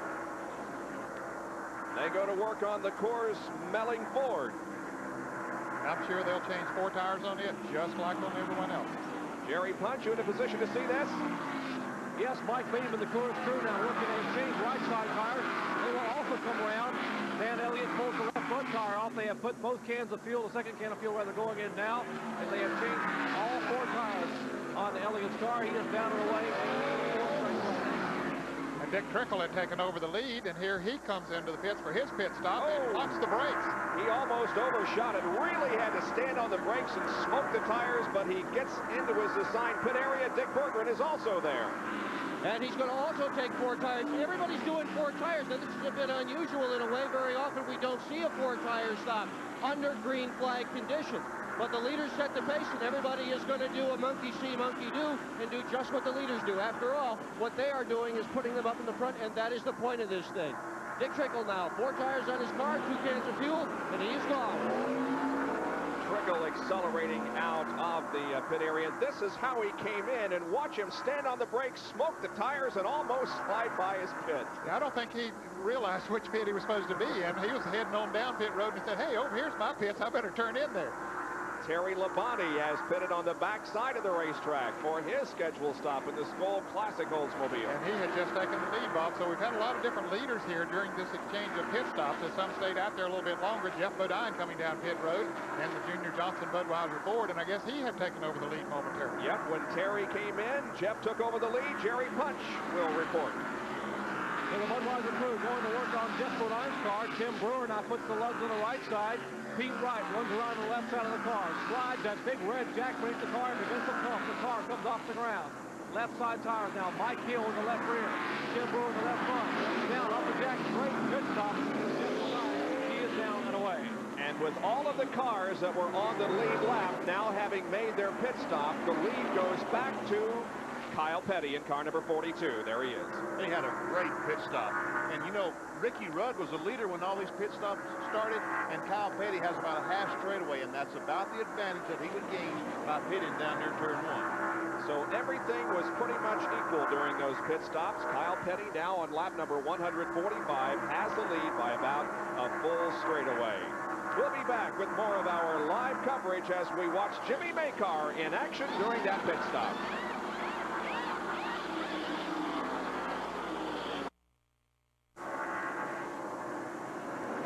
Welcome back to the Goodwrench 500 Winston Cup race, the 3rd event of the 1990 Winston Cup schedule. We are live where Kyle Petty, the pole sitter of this race, is the leader after 150 of 492 laps. Running in second position at the moment is Ricky Rudd, followed by Rusty Wallace, then Ken Schrader and Mark Martin. And Ned, is this impressive or what? Kyle Petty stays on the bottom of the racetrack, runs around the track like he's tied to a string, like there's no problem. The rest of these guys slipping and sliding all over the track. Gary and Kyle evidently have done their homework for this race. They certainly have. The car is working beautifully, and Kyle is doing a great job of driving it. That's the way you want it. If you're a race driver, you say, boy, I just wish I had a car that stayed anywhere on the racetrack I want to put it and pull away from everybody else. And folks, this kid, Kyle, I say kid, man, wants to win this race because, you know, he's been trying to do this for 8 or 9 years, and I think people think that he's just doing it as a lark. But he is very, very serious now about his racing. There's nothing in the world that would make him everyone realized that if you can just go into victory lane at Rockingham, 500 laps at the run is as tough as you can do about any place. You got to concentrate every inch of the way. You do have to maintain your concentration for 4.5 hours or more. And that's exactly what Ricky Rudd is doing right now. We ask him, how do you maintain that concentration for such a long time? Well, there's always things that you know, on each restart, you know, you're racing. It's not like you're out there riding. If you were riding, then maybe it'd be hard to keep your concentration, but it's a 4.5, 5 hour long race, and you race every minute of it. Sometimes you might not race as hard, but you still got goals. You've got somebody you want to try to catch. You've got such and such of a distance you want to maintain over the guys behind you. It's always something going on. There's always something to occupy your time with. It's not like you're just sitting out there driving the interstate highways. There are things that go on in your mind. I like to have, like Waddell Wilson, I'll have him call my times off to me, my lap time. And I'll sort of hunt and seek a different groove every now and then and see how it stacks up on the watch. Just make a little game out of it, anything to keep your concentration up. That's Ricky Rudd and how he maintains concentration for such a long period of time. Rudd goes into this race second in Winston Cup points in 1990. 2 excellent performances so far this year. He was 4th in the Daytona 500 and 3rd last weekend at Richmond. Currently running in 2nd position to this man, Kyle Petty. And if the race should end right now, he would be leading the Winston Cup point standings, Bob, because Dale Earnhardt, who went into this race leading, is far back in the field. Let's take a look once again at our Big A Auto Parts pit performance from the most recent series of pit stops. And there you can see that as far as the driver is concerned, in and out of the pits, the number 5 car of Rudd and the 94 of Marlin led the way. And as far as the crew work is concerned, Jimmy Makar and Barry Dotson and the others on Rusty Wallace's crew had the best time at 19.5 seconds, giving Rusty the best total time in the pits, 36 seconds, as opposed to 41.6 for both Kyle Petty and for Sterling Marlin. And we saw that. He almost beat Kyle Petty out of the pits, and he had dropped back about 3 or 4 seconds behind Kyle before they came in for that pit stop. That's exactly right. The crew's very, very important in Winston Cup racing. Be able to change those tires and put in that fuel quicker than the other guy, it makes a difference in winning and losing. Right now, Bob, there are 8 cars on the lead lap. Kyle Petty, of course, leading. Ricky Rudd 2nd. Rusty Wallace 3rd. 25 car of Ken Schrader is 4th. Mark Martin is 5th. Sterling Marlin 6th. Alan Kwick is 7th. And Bill Elliott is 8th. Only 8 cars on the lead lap. And there is Kyle Petty putting another lap on Hut Strickland in substitute for Davey Allison. We'll be right back with more from Rockingham.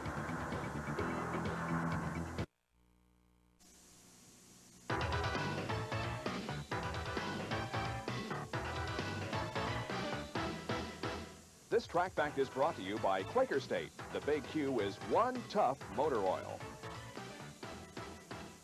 Let's give you a little peek at a Winston Cup car before it has its makeup on. That's before it's all painted and bondoed up and pretty for the race day. Take a look at the front of these cars. Now this nose piece made of Kevlar, a synthetic material developed by NASA for the space industry. It's very light, weighs only about 8 pounds, but extremely strong. You can beat and bang all you want to and it isn't going to break. The predominant body of the car is sheet metal or steel, 24 gauge steel. It's extremely thin, almost paper thin, but very, very strong. Now these cars, as you see, are cut and pieced together, piece by piece, much like a plastic surgeon would nip and tuck, pulling pieces together to tighten up the small areas. This car welded here in segment by segment, being rebuilt. Now this is Tia, the car named after Barry Dotson's daughter, the car that was wrecked last year at Phoenix on ESPN. Its first appearance this year will be at North Carolina Motor Speedway in Rockingham. Another one of the differences between your car and Winston Cup cars. Top 5, Kyle Petty, Ricky Rudd, Rusty Wallace, Ken Schrader, and Mark Martin with 163 laps completed. And here is how the car looks when it's all painted and prettied up. The 27 car driven by Rusty Wallace, currently in 3rd position. And Rusty Wallace is having his problems. He's off the pace right now. Harry Gant goes inside Michael Walker. He's closing on the back of Rusty Wallace. Kyle Petty, Michael comes back on the outside, but Kyle and Ricky Rudd have been able to drive away from Rusty. Harry Gant currently running in the 9th position. He is 1 lap down.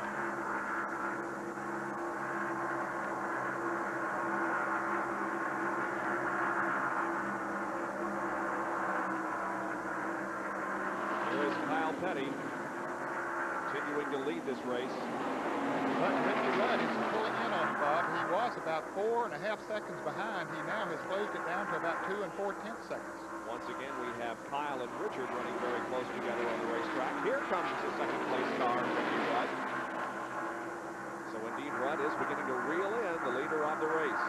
Here comes Kyle out of the fourth corner, through the trioval here in Rockingham and into turn number 1 again. Of course, Kyle is looking for his 3rd Winston Cup win. Won at Richmond, and he also won the World 600 at Charlotte last May.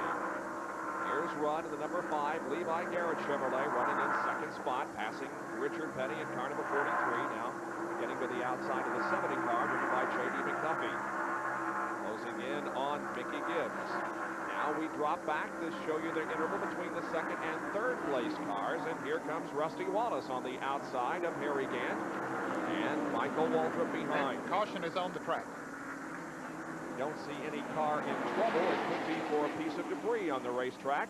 In any case, the yellow does come out for the 4th time this afternoon. We had 3 spins early in the event, and we've now run a long green period before this caution flag comes out. It comes out on lap number 168. I figure Rusty Wallace is about the luckiest bunch in this situation because they needed a caution flag. The green flag is waving at the end of pit road, indicating that the pit is open, and so Kyle Petty and Ricky Rudd and just about everybody else coming in for a pit stop, including Rusty Wallace. And let's go to Dick Berggren in Rudd's pit. Well, Bob Jenkins, no looking up pit road this time. They didn't have an opportunity. There's another loose tire from Rudd's car rolling around on pit road. They're going to do a 4-tire change, as is everybody up and down pit road. Rudd just calmly taking a drink there. Waddell Wilson, the crew chief, looking it all over. They're just about done. Herman now is just, oh, he almost rolled that tire in front, but changed his mind, and that was a good idea to change his mind. Here comes Rudd accelerating down pit lane as Rusty Wallace gets down off the jacks and goes back out onto the racetrack also. But Kyle Petty beat both of them out. Boy, a lot of traffic jam coming out of the pits as several cars try to move into a very narrow space and the exit of pit road. While we have an opportunity under caution, we'll take another break. We'll be right back.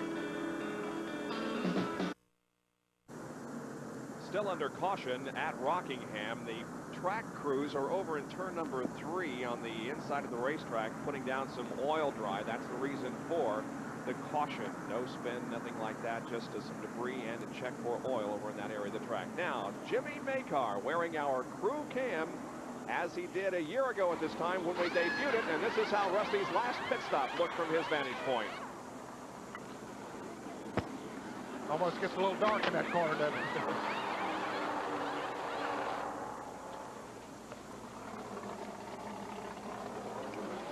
Of course, the lug nuts had already been loosened by another man on the left front or on the left side, so he had to put the tire on. Did it very quickly.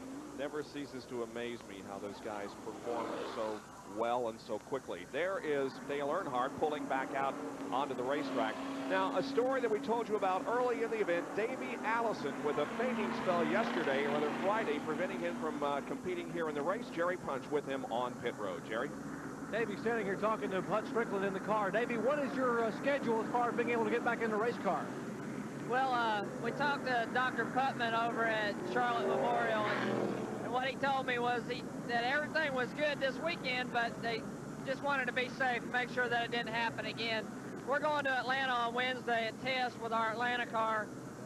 We're going to be there Wednesday and Thursday. He told me to call him Wednesday night, let him know how I felt and how things went. He said he'd probably clear it from there. What have you been saying to Hud Strickland watching your race car run this race? Well, you know, this is kind of an unusual position for me during a Winston Cup race, but Hud's doing a super job out there. We kind of fouled him up a little bit on our pit strategy that last time, but, you know, we're back 2 laps down again. He did a super job making the first one up, but we've handicapped him a little bit, but we're gonna keep working with him. He's doing a good job. We're gonna try to get some more laps back, get back in this race. Davey Allison coming back from a possible injury early in the week. We are under yellow here at the Goodwrench 500 at North Carolina Motor Speedway. Kyle Petty showing the way as he has since the green flag was dropped. We'll be back.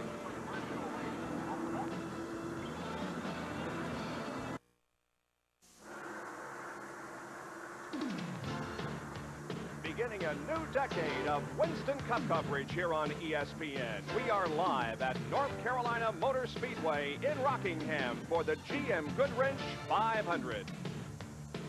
Our Speed World coverage is being brought to you by Ford and your Ford dealer. Have you driven a Ford lately? By Goodyear Eagle Radials, the best-selling performance radials in the world.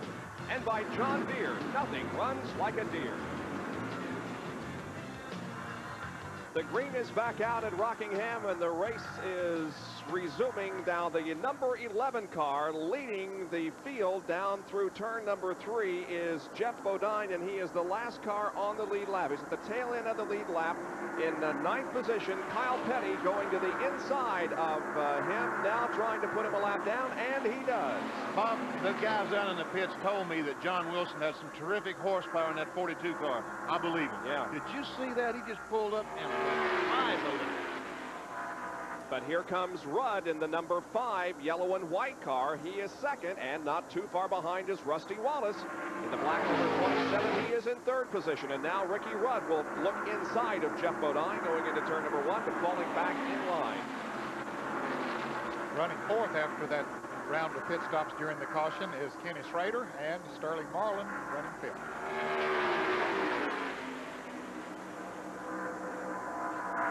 Wallace sneaking up on Rudd as Rudd now looks to the high side of Jeff Bodine coming out of the 4th turn. And they split the difference. They're 3 abreast at the line with Deere on the outside and Wallace on the inside. They make it, but come through there side by side, and Rusty Wallace moves into 2nd spot. Jeff Bodine said, I don't want to be the meat of this sandwich, so he backed out as a good, smart move. So now Rusty Wallace will chase down the leader, Kyle Petty, as Ricky Rudd will fall to 3rd spot.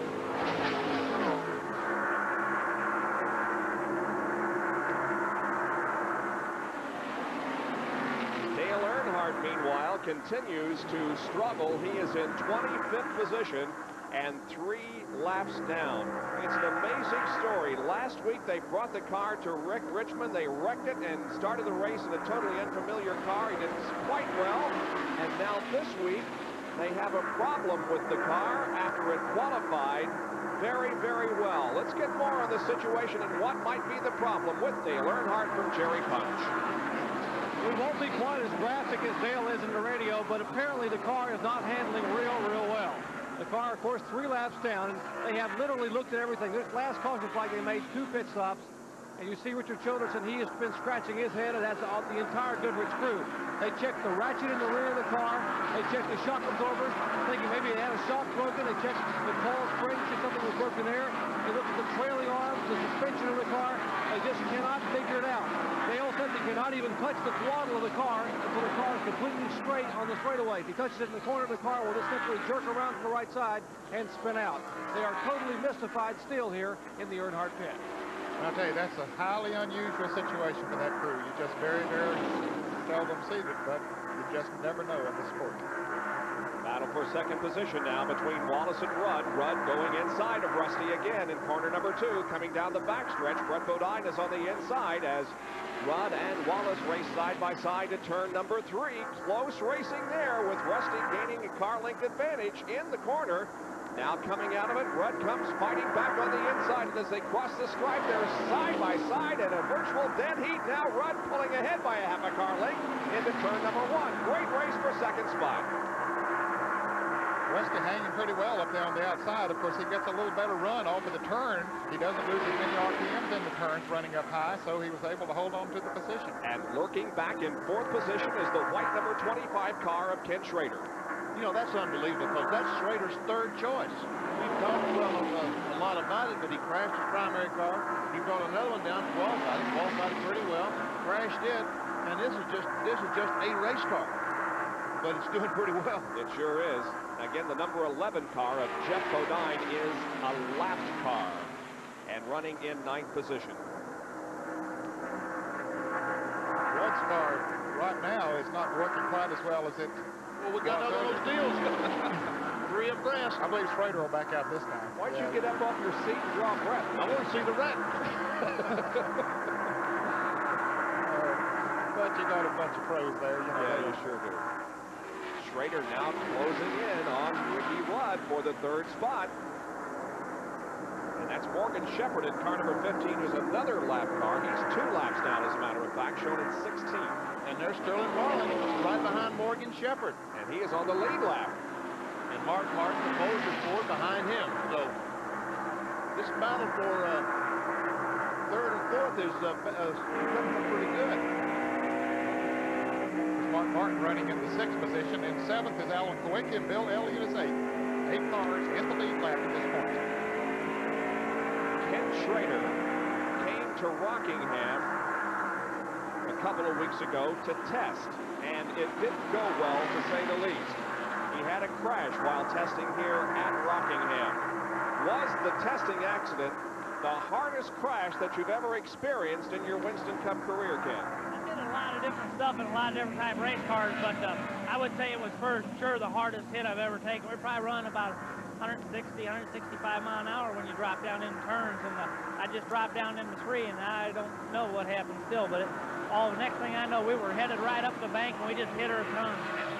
Perhaps one of the most versatile race drivers in the United States today. Still runs the open wheel cars when he can, but certainly a star in the Winston Cup division. Let's go down to Dick Berggren, who has more on Ken Schrader. Well, that car is a little bit more than just another car, although Benny Parsons, they told me the same thing. Just another car. That is the automobile that last year won the Busch Clash at Daytona. They put it in the truck, they towed it around. The only time they unloaded it all last year was at Martinsville. Since then, it's mostly been resting. Incidentally, if you look carefully, there's a yellow stripe on the back bumper of that automobile, put there by some crew members in jest. Schrader has been through 3 automobiles so far in 1990. Well, Dick Berggren, you was able to straighten me out on the race car, but I tell you one thing, folks, you've seen my head. I ain't got much hair, but at least I got more than Dick Berggren. Ken Schrader, car number 25, currently shown in 4th position. There is the leader, the Peak Pontiac, driven by Kyle Petty. He was the pole sitter. Can he hold on for the win and take home the Unocal Challenge money of $228,000? We'll know in a couple of hours.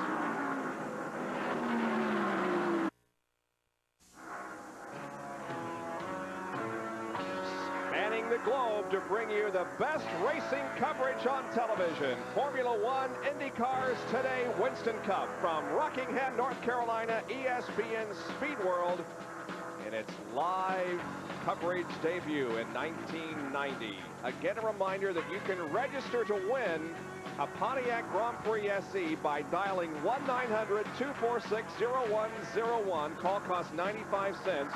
You can register to win, and then if you're selected and called and you know the driver who leads at the halfway point of this event, you will win a race car. And that halfway challenge is coming up in just about 50 more laps. We didn't want to steal any lines from our colleagues at ABC with the Spanning the Globe, but we do. Whatever it takes, right? Absolutely. Kyle Petty leading the Goodwrench 500 here at Rockingham. We'll show you the rundown of the field after 190 laps. Wallace second, and Ricky Rudd in 3rd position. We have, at the moment, 8 cars on the lead lap. After 8, we'll begin to get into cars that are at least 1 lap down. There are 7 cars that are 1 lap down through 15th place. Harry Gant, the last car in that particular pack. And then there are 6 cars that are 2 laps down from 16th through 21st. These cars we're seeing right there now, the drivers are 2 laps down, and then 3 laps down are cars 22nd on back. All right, we've talked about how strong the engine is in this car that's leading the race. Let's talk to the engine builder with Jerry Punch. Well, indeed, John Wilson here in the Satco pits has to get a lot of credit for the way Kyle Petty is running today. And, John, you guys have obviously found a lot over last year. What's been the big difference in the engine program from last year to this year? Well, we're in our own shop now. We've got our own dynos. We've done a lot of testing over the winter. Working with our cylinder head company, and they've come up with a few things for us. We've added some more people to the engine shop, so we picked up some more knowledge that we didn't have before. John Wilson is a very modest man. Literally, you can eat off the floor in his engine room. They have been working all winter long to get this car running like it is today. A very, very hard-working young man, John Wilson, who built the engine for Kyle Petty. With more on Kyle Petty, let's go up to my colleague, Dick Berggren. Well, Jerry, one of the things to bear in mind about this team is that it is very young. It is, in fact, so young that John Wilson just got his own dyno over the course of this winter. And previously, he was using Hendrick dynos. And, well, you don't want to show everything you've got to show when there are a couple of other teams that are sort of sharing the same facility. So now they've got their own stuff, and it's really producing here this afternoon. It's producing so well, it could score for Kyle Petty by far the biggest victory of his career. Car owner Felix Sabates has got his calculator out, and this morning he calculated that a win today would be worth $714,000. They've got the prize money from the race. They've got the Unical bonus. They've got a $50,000 performance award from Peak Antifreeze. They've got money from the Winston, money from the Busch Flash, almost $750,000 if they win this thing. Wow, I guess they would put them on the winner's circle plan as well. Oh, yes. There is one more spot open on the winner's circle program. Oh, he has a lot going for him in this afternoon. You better not tell him. Now, we saw just a few minutes ago the change of position for second as Ricky Rudd in the Levi Garrett Chevrolet took second, and he has really pulled away now from Rusty Wallace, who held down second for several laps. I believe Rudd's car is a little tight, and after they change tires for a little while, it don't go too well, and then after the tires gets heated up a little bit, that's when he takes off. And we also see now Ken Schrader has clear sailing between himself and Rusty Wallace as Ken runs fourth. I think Rusty Wallace's car is just about perfect on 4 good tires, but then as the tires get hot, he gets too loose. And in fifth and sixth position, Sterling Marlin and Mark Martin. Let's go back down to Dick Berggren. Well, one of the things I like about Ned Jarrett is he is a very sophisticated race watcher. And Ned, you're absolutely right. When they put brand new tires on this car, it doesn't run all that well. It's a little bit too tight. Once the tires have run a few laps, on the other hand, this car just absolutely flies. A few minutes ago, Waddell Wilson told me, he said, I wish we didn't have any more yellow flags for the rest of the day. This thing runs better after we get some miles on it. Thank you, Dick. Good battle here between Ken Schrader running fourth and Sterling Marlin in the fifth place, and of course Mark Martin running sixth in car number 6. And the in-car camera shows us Sterling Marlin on the left and Ken Schrader on the right. Marlin now closing in at the line. He almost is alongside of Ken Schrader, but Schrader leads the trio into the first and second turns, however sliding high on the racetrack, and there goes Sterling to fourth. That's all he needed was one little opening, and he took advantage of it. Both of those cars, backup cars, as we said, here comes Mark Martin. Now he wants to make a move. And we'll watch it from the in-car camera as he tries to pull alongside of Ken Schrader in the third turn.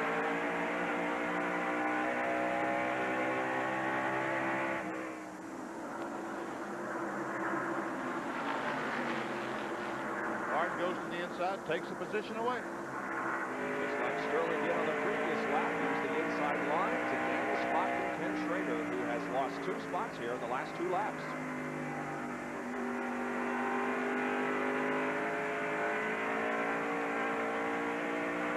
And those cars are running about a third of a lap behind Kyle Petty, who is leading this race. With 100, rather make that 209 laps completed. So we are nearing the halfway challenge, 246th lap. At that time, the driver leading at that point will win $10,000 in the right guard halfway challenge. Back in a moment. Welcome back to North Carolina Motor Speedway in Rockingham, where the Goodwrench 500 is well underway. In fact, nearing the halfway point with the pole sitter Kyle Petty leading the event. And running in second position, Ricky Rudd. Third is Rusty Wallace. Fourth, Sterling Marlin. And fifth is Mark Martin. Now, get ready to watch for your favorite driver on the racetrack. Beware of the color of his car, because we're going to stop our camera as Kyle Petty comes into turn number 1. We're also going to start the clock. Watch for your favorite driver. You can see where he is in relation to the leader of the race, and of course also see exactly how many seconds he is behind the leader. So we stop the camera right now as the field comes through. There, for instance, you can see Rusty's about 5.5 seconds behind. There's Ken Schrader. Jimmy Means. Those of you who are Jimmy Means fans knows exactly where he is in relation to the leader. Darrell Walker going by in the Tide Machine. Dale Earnhardt, Barry Gant, Bill Parsons. There's Rick Wilson. Michael Waltrip.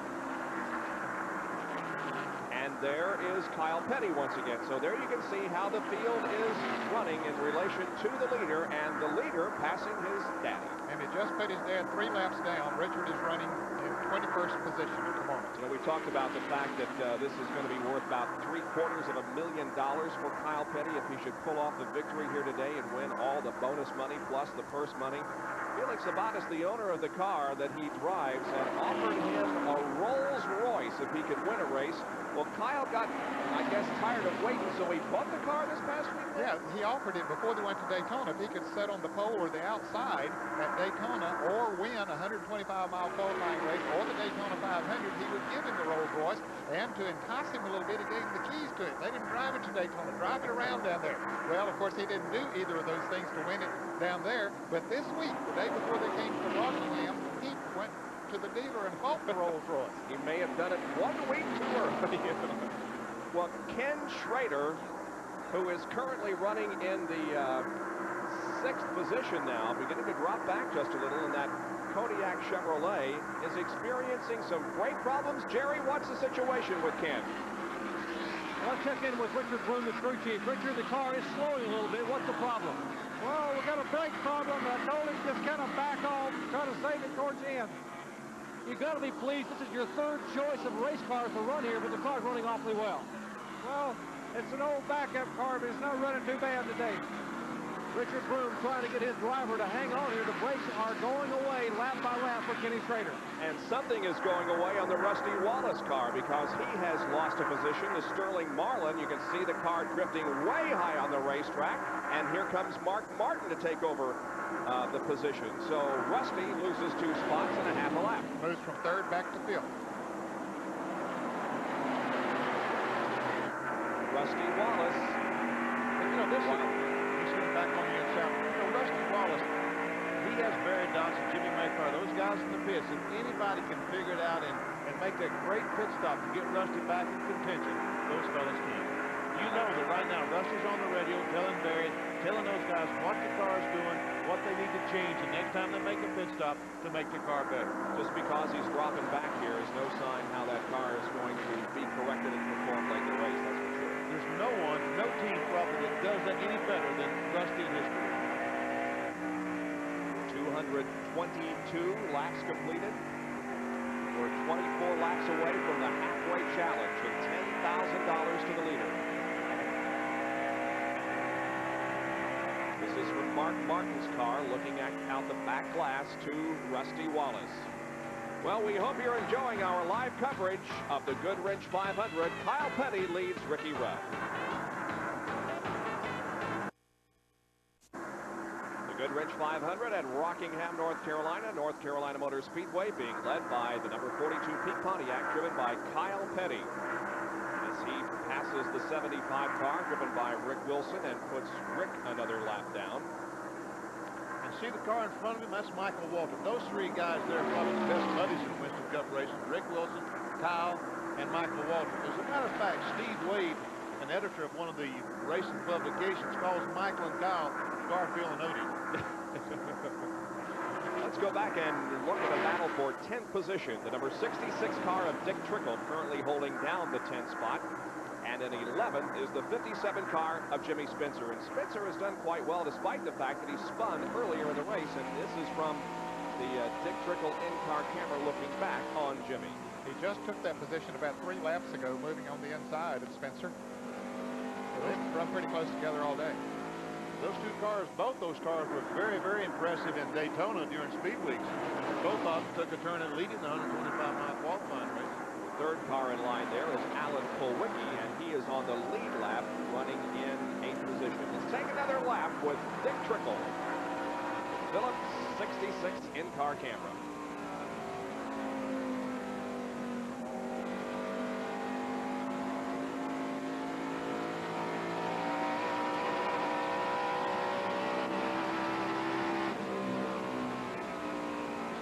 Gauges up in the instrument panel. Really can't tell. It's dark. I can't tell what they're showing if anything is abnormal.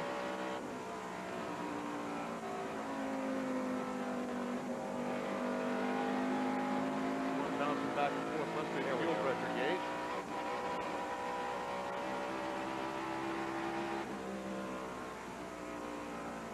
That's all that he has to go by, just what the gauges he has in front of him. Has no speedometer, has a tachometer to tell how many revolutions per minute that his engine is turning, but no speedometer to tell him how fast he's going.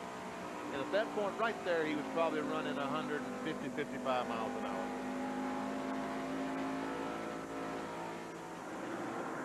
Third position, third and fourth here. Sterling Marlin at number 94 and Mark Martin at number 6. 15 laps to the halfway point and $10,000 to the leader of the race. Now, it just so happens that the halfway point is going to be very near when these guys need another pit stop. Yes, it will, Bob, and it'll be interesting to see. I'm sure if Kyle Petty, if he can possibly do it, he'll stay out there if he can be leading and take that $10,000, or anybody else that is in position to do it and forego a lap or so as far as the pit stops. But it is going to come in an area when they will be making green flag pit stops. Mark Martin watching Sterling Marlin ahead. We're going to take another commercial break here so that we can be back when all of this excitement takes place. The halfway challenge and $10,000 plus the possibility of pit stops right at that particular time. So we'll be back in just a moment at Rockingham.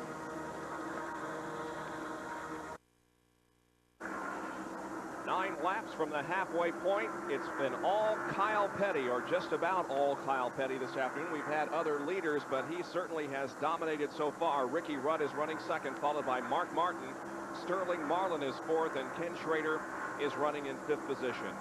There is Kyle Petty running just ahead of Brett Bodine in the Quaker State Buick. Brett, of course, has had a lot of problems here this afternoon. He has been in and out of the pits, many laps down, but still out there running as many laps as he possibly can to pick up as many Winston Cup points as he can. Whatever good luck that Kyle has had, Brett's made up for it with bad luck. That's the truth.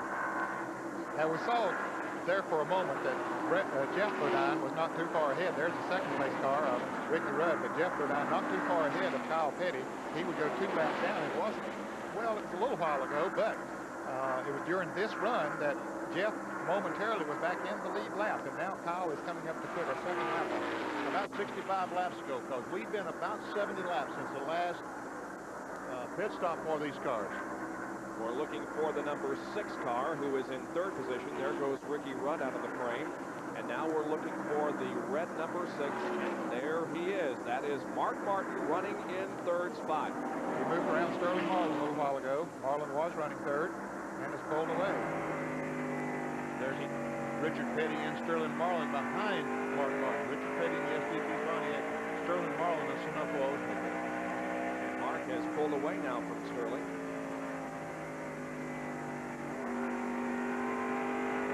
Richard Petty, one of those who started this race from a backup car after a crash earlier in the weekend. As well as Sterling Marlin, behind Richard. Crashed his car yesterday afternoon. Yep. That car is also a backup, as well as Ken Schrader's.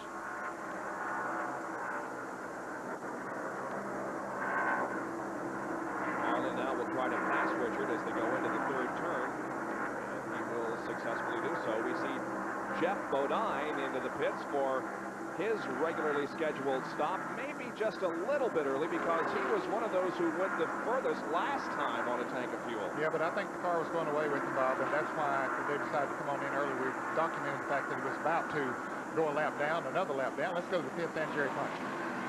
That's exactly correct, Ned. The car was going away on Jeff Bodine. It's actually about 15 laps early for what would have been their scheduled stop. They come in and change right side tires, now put the left side tires. He is down and away.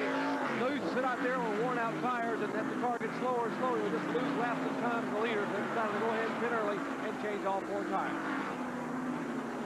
Well, he wasn't going to win the halfway challenge money anyway, so it really doesn't make any difference if he comes in a little bit early. However, this guy has a lot at stake, as there are now 245 laps completed. Next time around will be the $10,000 bonus mark for Kyle Petty. Hope you've registered to win that Pontiac because sometime after the halfway point in the next hour, you will be receiving a call, and if you know who leads at the halfway point, you're going to win a Pontiac, and here it comes. The cross flags are shown, and Kyle Petty.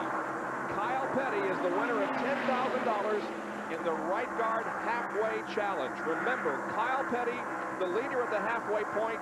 If you're called in the next hour and you say Kyle Petty, you're going to win a Pontiac. I'm not going to win. I picked Ricky Rudd. I called him and told him Ricky Rudd, so I can't win. Let's go to Jerry Punch, who's in Kyle's pit. Do you think these guys were thinking about the halfway challenge? Think they thought anything about getting that $10,000? Well, let me take a look at their toolbox. Take a look here. Attention, NASCAR drivers. Right guard halfway challenge. They were definitely ready to win it today.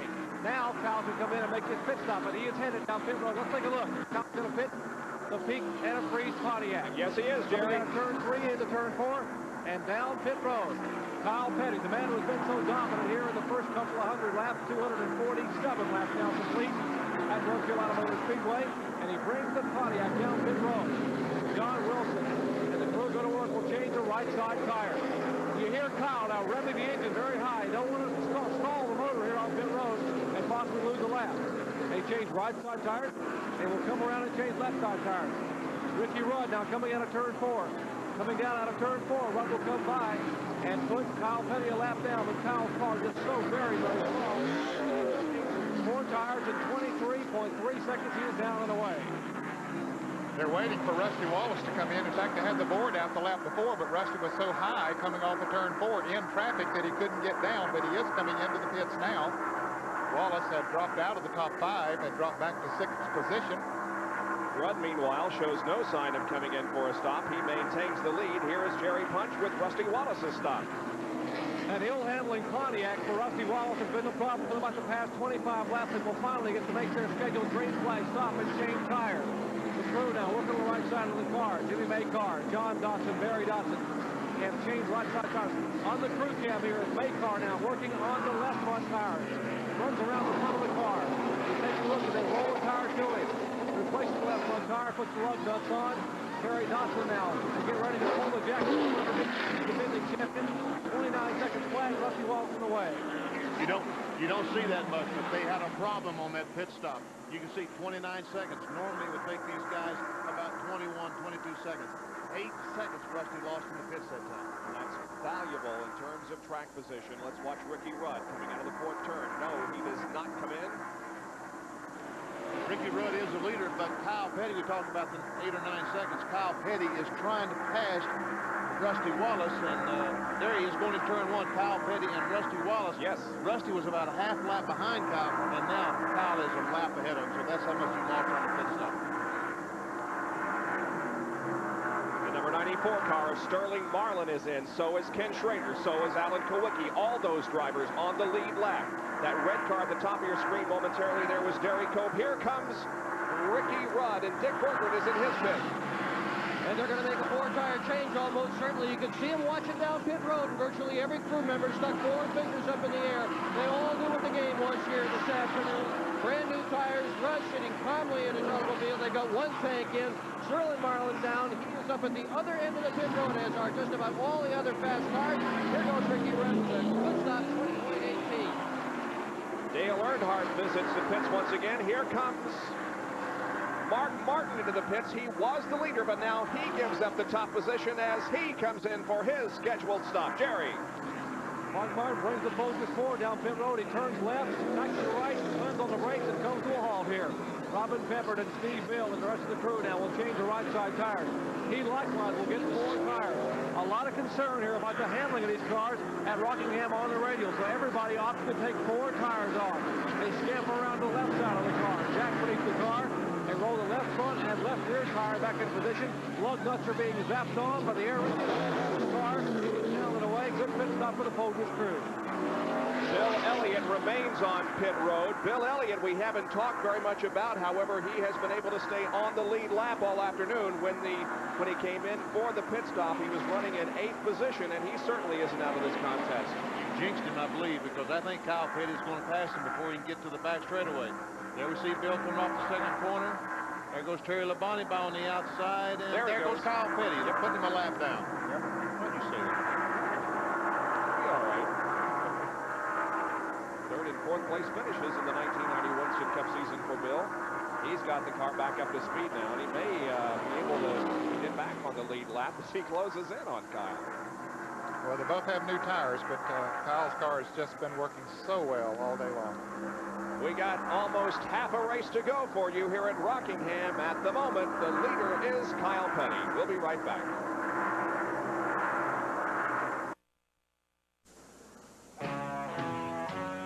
The Sandhills and Pine Tree country of North Carolina, NASCAR Winston Cup Racing from Rockingham, the Goodwrench 500 on this Sunday afternoon. A beautiful day in this area of the country.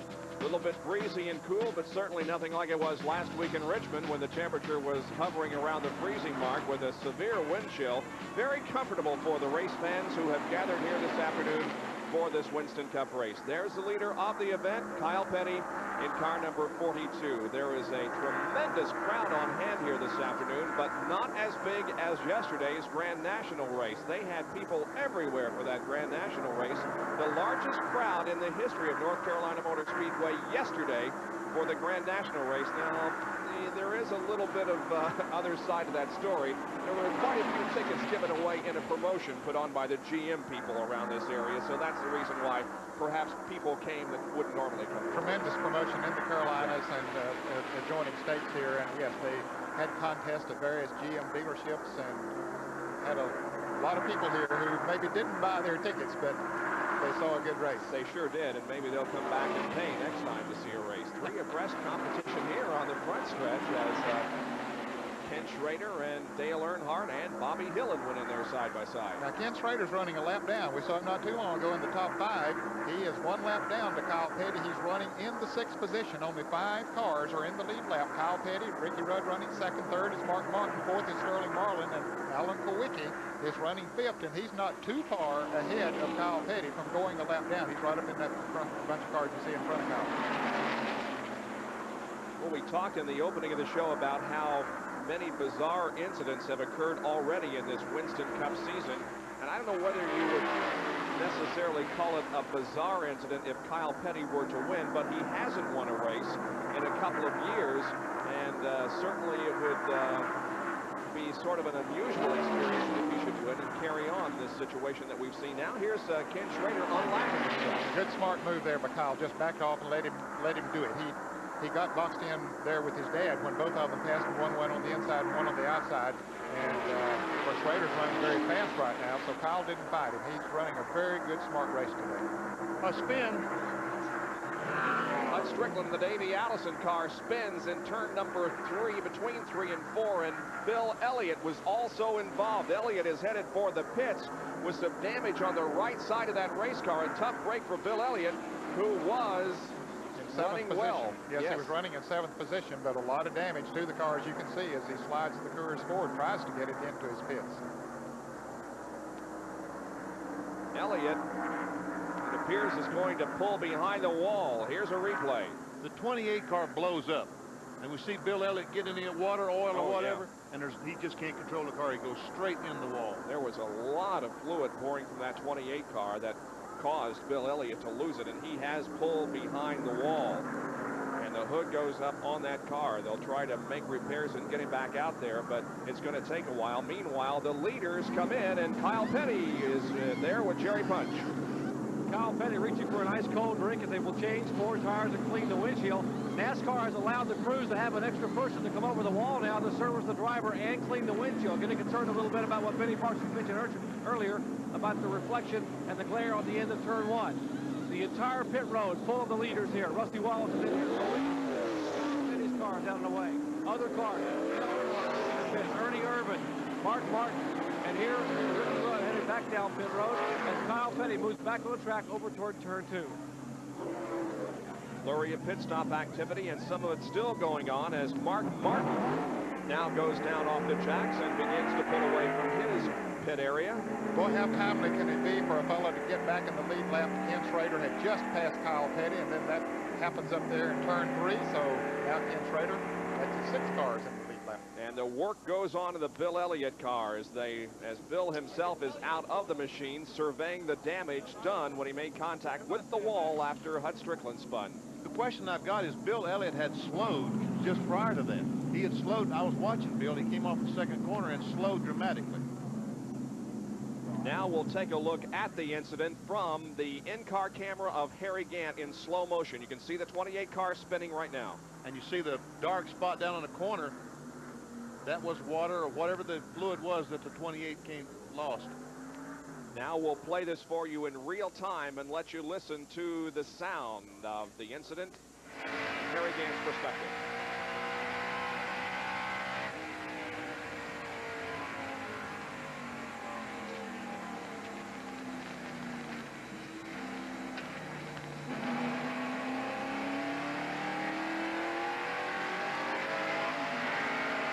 Harry Gant taking evasive action and getting by that incident there.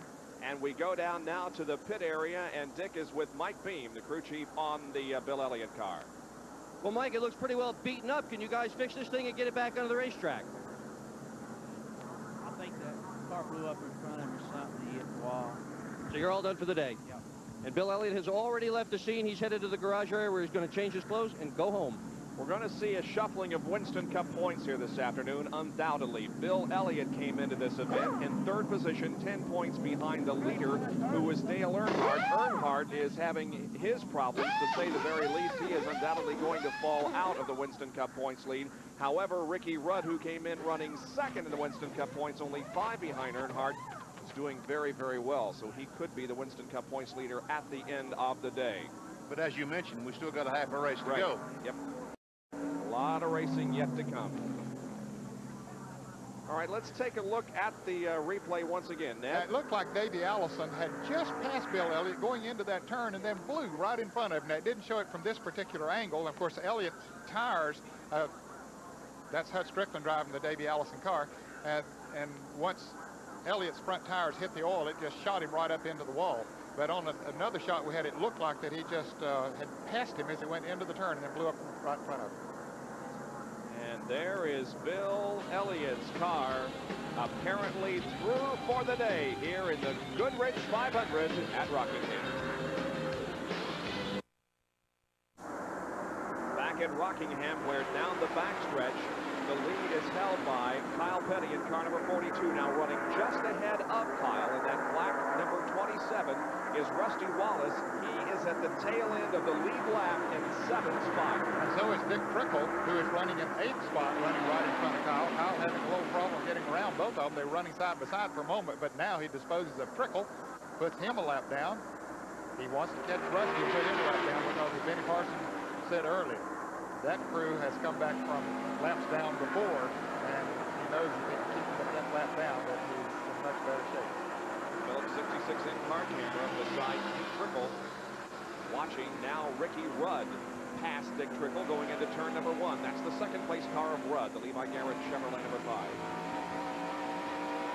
Look at the smoke from the car, did you see, or was that a reflection? It does look like some smoke underneath that car. I really can't tell.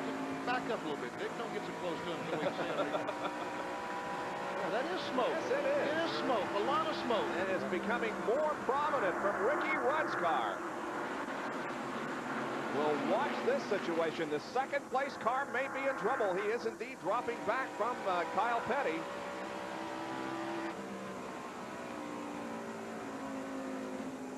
Car seems to be running okay. It's probably just an oil leak or something like that, but they don't cure themselves.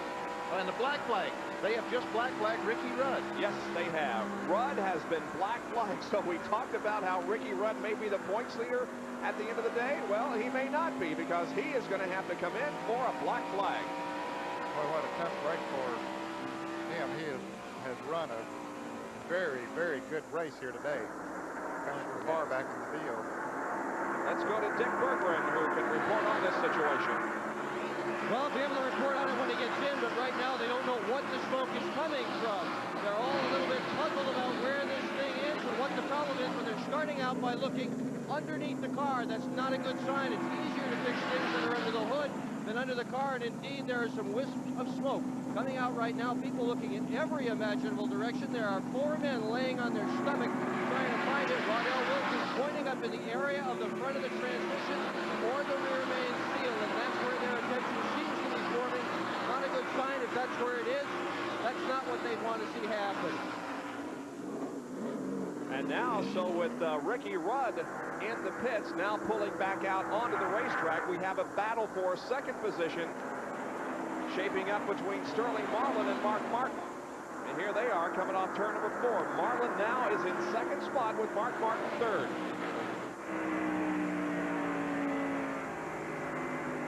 And now Mark heads for the high side of the racetrack in turn 2. Marlin, however, able to hold on to second. Yeah, Marlin came off of the low side of the racetrack, got good traction, and was able to pull away a little bit. And while we're watching this, I can tell you that Kyle Petty has put Rusty Wallace a lap down again. Moving around the slower car of Larry Pearson. Marlin's car wiggling just a little bit as he comes off the turns. Now Mark will take a look to the inside, headed for turn number 3. They go into the corner side by side. Run through that corner all the way side by side, and now Mark gets the advantage coming out of the turn, and Mark Martin has second. Trickle, meanwhile, is watching all of this. We got cameras watching cameras, don't we? That's right. Dale Yarborough, Phillips 66 in-car camera providing the shots of Sterling Marlin and Mark Martin just ahead of Dick Trickle. Trickle running. Well, actually, they're showing him 2 laps down now, even though he is in 8th place. We have only 2 cars. We have 5 cars in the lead lap. They're Kyle Petty, Mark Martin, Sterling Marlin, Alan Kowicki, and Ken Schrader. And Rusty Wallace has just gone a lap down, so he's in 6th position, and Jeff Bodine is in 7th place, 1 lap down. Dick Trickle in 8th place, 2 laps down. Then Darrell Waltrip in 9th. Terry Labonte showing up in the top 10. He's 2 laps down. Morgan Shepherd is 11th. Terry Gant 12th. Jimmy Spencer 13th, and 14th is Phil Parsons. And 3 laps down is Richard Petty in 15th place, and the Daytona 500 runner Derek Cope running 16th. He too is 3 laps down. The number 5 car of Ricky Rudd still having problems now, well off the pace, and in fact heading for the pit area again. He's not headed for the pit area, he's headed for the garage area. They're going to try to fix this car and get it back in, but at the moment Ricky Rudd pulls the car into the garage area. And there's a big toolbox following him with about 10 guys around it.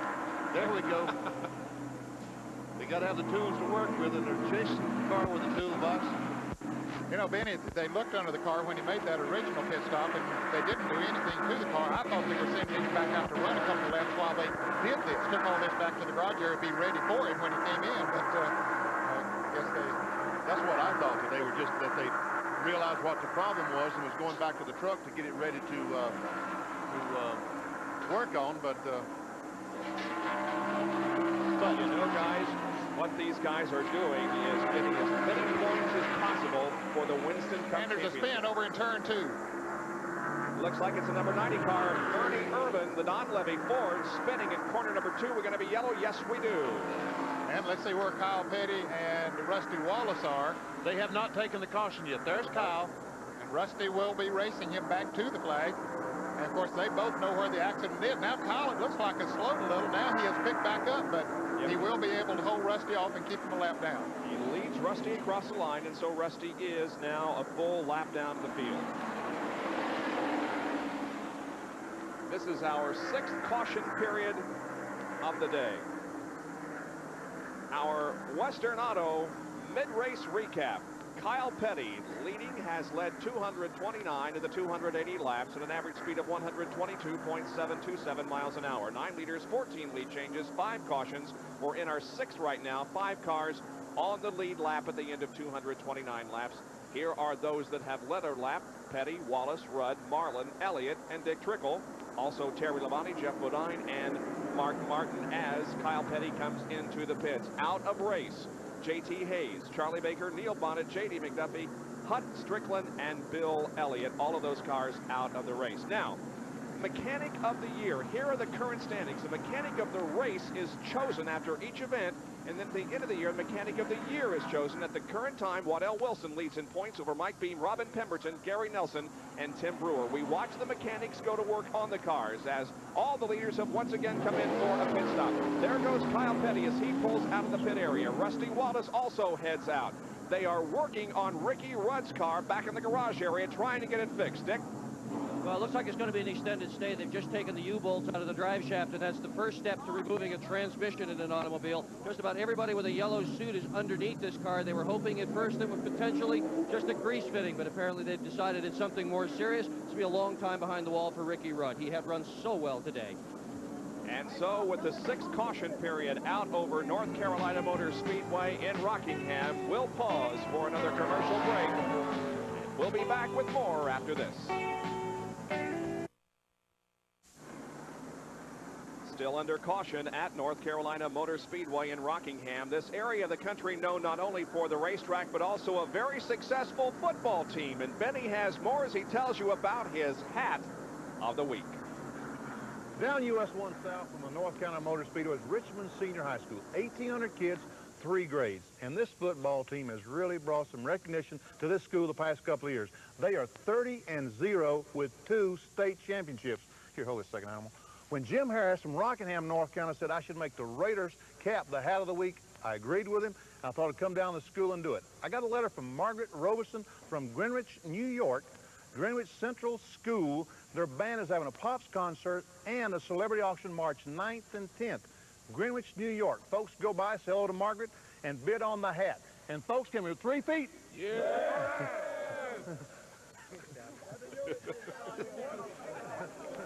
Nice looking bunch of boys. The basketball team doesn't do bad either. The basketball team Friday night won the, oh, there's the address where you can send me. If you, folks, if you got a hat that you think fits a racetrack we're going to be this year, send it to me at this address. And also, if you got if you want to have a celebrity auction or something, need a hat for it, send it in and we'll pick some hats for some celebrity auction. Now we're back to green flag. The hat of the week in its 2nd year. Green flag down. Kyle Petty leads him down once again, and Rusty Wallace once again gets his lap back momentarily. Let's see, however, what Kyle does. Well, it'll take Kyle a few laps to pass him back. Yesterday in the Busch Grand National race, on the restart, the fast cars were on the inside, and the slower cars on the outside. It's to the advantage of being on the inside, and Rusty Wallace certainly liked that. Rusty able to stay ahead of Kyle. He's in 6th spot, lap down to Kyle Petty. And we talked about it would be strange if there's Alan Kowicki, Sterling Marlin, and Ken Schrader. And all these guys are racing for position. As for 3rd position, they're racing for. Alan Kowicki looks like he's going to take over 3rd. Well, maybe not. Sterling Marlin has different ideas, but he goes a little high. Mark Martin is 2nd, by the way. Then comes the number 7 of Alan Kowicki, then the 25 of Ken Schrader, and then Sterling Marlin. And we watch this from the in-car camera of Dick Trickle. More on Alan Kowicki. Here's Jerry. Apparently, Alan has reported an overheating problem with the car prior to this last caution flag pit stop. He had backed off a little bit and not had the whip turned up quite as high as he would like to, running under the green flag. They brought the car down pit road. Apparently had a lot of rubber and debris in the front grille of the car. They scraped it away. Now the car is cooled down appropriately so he can go back to full racing. As Kyle Petty puts Rusty Wallace a lap down once again. You were right, Ned. It took him about 3 laps, and he puts Rusty down again. Well, he got to run off the turn 2 over there down on the inside and just motored right on by. You know, we talked about Kyle Petty and, you know, the strange things that happened. You know, it wouldn't be so strange Kyle winning, but the strange thing is him dominating in the fashion that he is. We're just not accustomed to seeing Kyle dominate a race. And I tell you what, he has been the talk of the town today. No question about it. He is everything about there. They've had good pit stop in the car. It's worked beautiful. He's driven it well. Everything has gone right for him. And this has got to heighten the interest in Winston Cup racing this year. Derry Cope wins a race. Mark Martin wins a race. Maybe Kyle Petty wins a race. You think of Dale Earnhardt and Bill Elliott and Rusty Wallace winning races, but they're not this year. Well, I tell you, it just points up the fact that you put a good race car under most of the drivers out here, and they can win with it. Look at this, 3 through here. Come on, Shirley, make it 4. No, Sterling, don't do that. Schrader takes the spot away from Kowicki. Kowicki with that overheating problem decided to slow down just a little bit. That 66 car, Dick Trickle, is using the high groove, but he's doing well up there. He's making some pretty good time up there. It's a long ways around this racetrack. You talked about it being a 1.017 mile racetrack. Where he's running, it's about a mile and a quarter, but he's making pretty good time.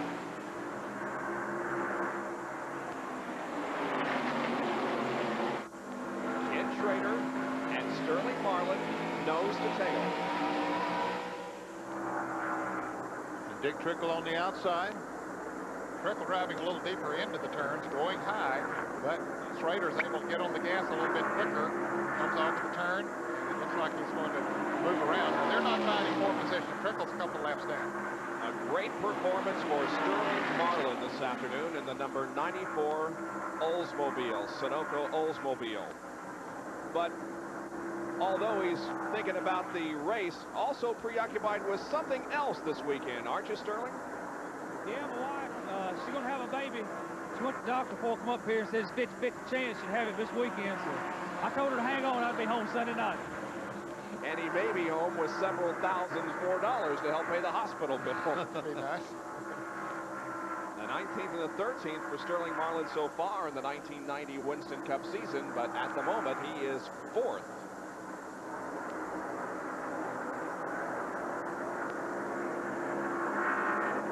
Alan Kowicki, number 7, is 5th. We're inside Dick Trickle's car once again. And now the sun that we talked about earlier in the afternoon is beginning to once again become a factor. Well, that glare really is tough, and that's why NASCAR has allowed, as Jerry Punch mentioned earlier, the fellow to go across the wall to make sure that the windshield is clean, perfectly clean on these race cars. Let's get out to Dick Berggren, who has more on the Sterling Marlin story. Well, there's an awful lot of smiles down in this pit area as well. There might be some smiles. What you need to realize is that not only did these guys not get an opportunity to practice this car at all, they actually built the car in the garage area. After the wreck late yesterday afternoon, they took the engine, they took the gear out of the rear end, they took shocks and springs, everything they could pirate off the car that they wrecked, stuck it on this thing. They've got no laps of practice whatsoever on it. And here they are out in contention to run and win. And this team has won at Rockingham in the past. Terry Labonte then was the driver, and Steve Beal was the crew chief. So Sterling Marlin in 4th position, chasing down the leader of the race, the number 42 Peak Pontiac of Kyle Petty. 1989, Kyle led one race for 16 laps. That was at Pocono. He is dominating here this afternoon. Down to his crew chief, Gary Nelson, Jerry Punch. There is no doubt that Kyle Petty has matured as a driver in the past year, and Gary Nelson knows more than anyone else how much he has changed. Gary, Kyle has really come a long way in the past year. What was the big difference for Kyle getting comfortable with the radial? Well, we did a lot of testing for Goodyear last summer on radial tires, and it took a lot of the drivers a long time to get comfortable with them. I think the younger drivers had an easier time adapting to the radials, so for Kyle it was almost a natural for him to move into a new team, try and get used to new cars and the radials. Once it all came together, boy, he's really tough now. Well, I've got to ask you, put you on the spot a little bit. You got to enjoy what's happening today, but you also had a good time with us a year or so ago. Would you rather be down here in the pits watching your car lead or be up in the booth talking with Benny, Bob, and Ned? Well, let me tell you, on days like today, this is the only place to be. On days when you're running in the back and have a lot of problems, upstairs is my favorite place. Well, I got to believe we're going to see a lot of Gary Nelson right here on the pit road all year. If this is any indication of how strong Kyle Petty is going to be. Gentlemen? Well, he has been strong. That's a very good word to use to describe his performance all weekend long. The pole sitter and a strong performance in the race so far. Benny Bob Ned, that's a good Southern name, isn't it? Yeah, it is. Is that one person or three? The 25 and 94 cars continue to do battle on the racetrack, passing Dale Earnhardt, who still is having his handling problems in that Goodwrench Chevrolet car number 3. But the 25 of Schrader and the 94 of Marlin are still battling for that 3rd spot. Mark Martin once again is running 2nd. And here comes Ricky Rudd back onto the racetrack after many, many laps back in the garage area trying to fix a transmission on the car. Here comes Rudd back in competition. And while Jared Hunch was talking to Harry Nelson, Kyle Petty's dad, Richard, went behind the wall in the STP Pontiac, but he may be back. They're working on his car as well. Schrader and Marlin once again. Now Earnhardt is hooked up on the back bumper of Sterling. Sterling Marlin has been racing with somebody this whole live-long day. Every time we look around, he's on camera because he's been racing with Schrader and Mark Martin and Alan Kowicki. Did I see a little smoke out of that car? You sure did. I saw it. Yeah. Is that car going to be the next that goes?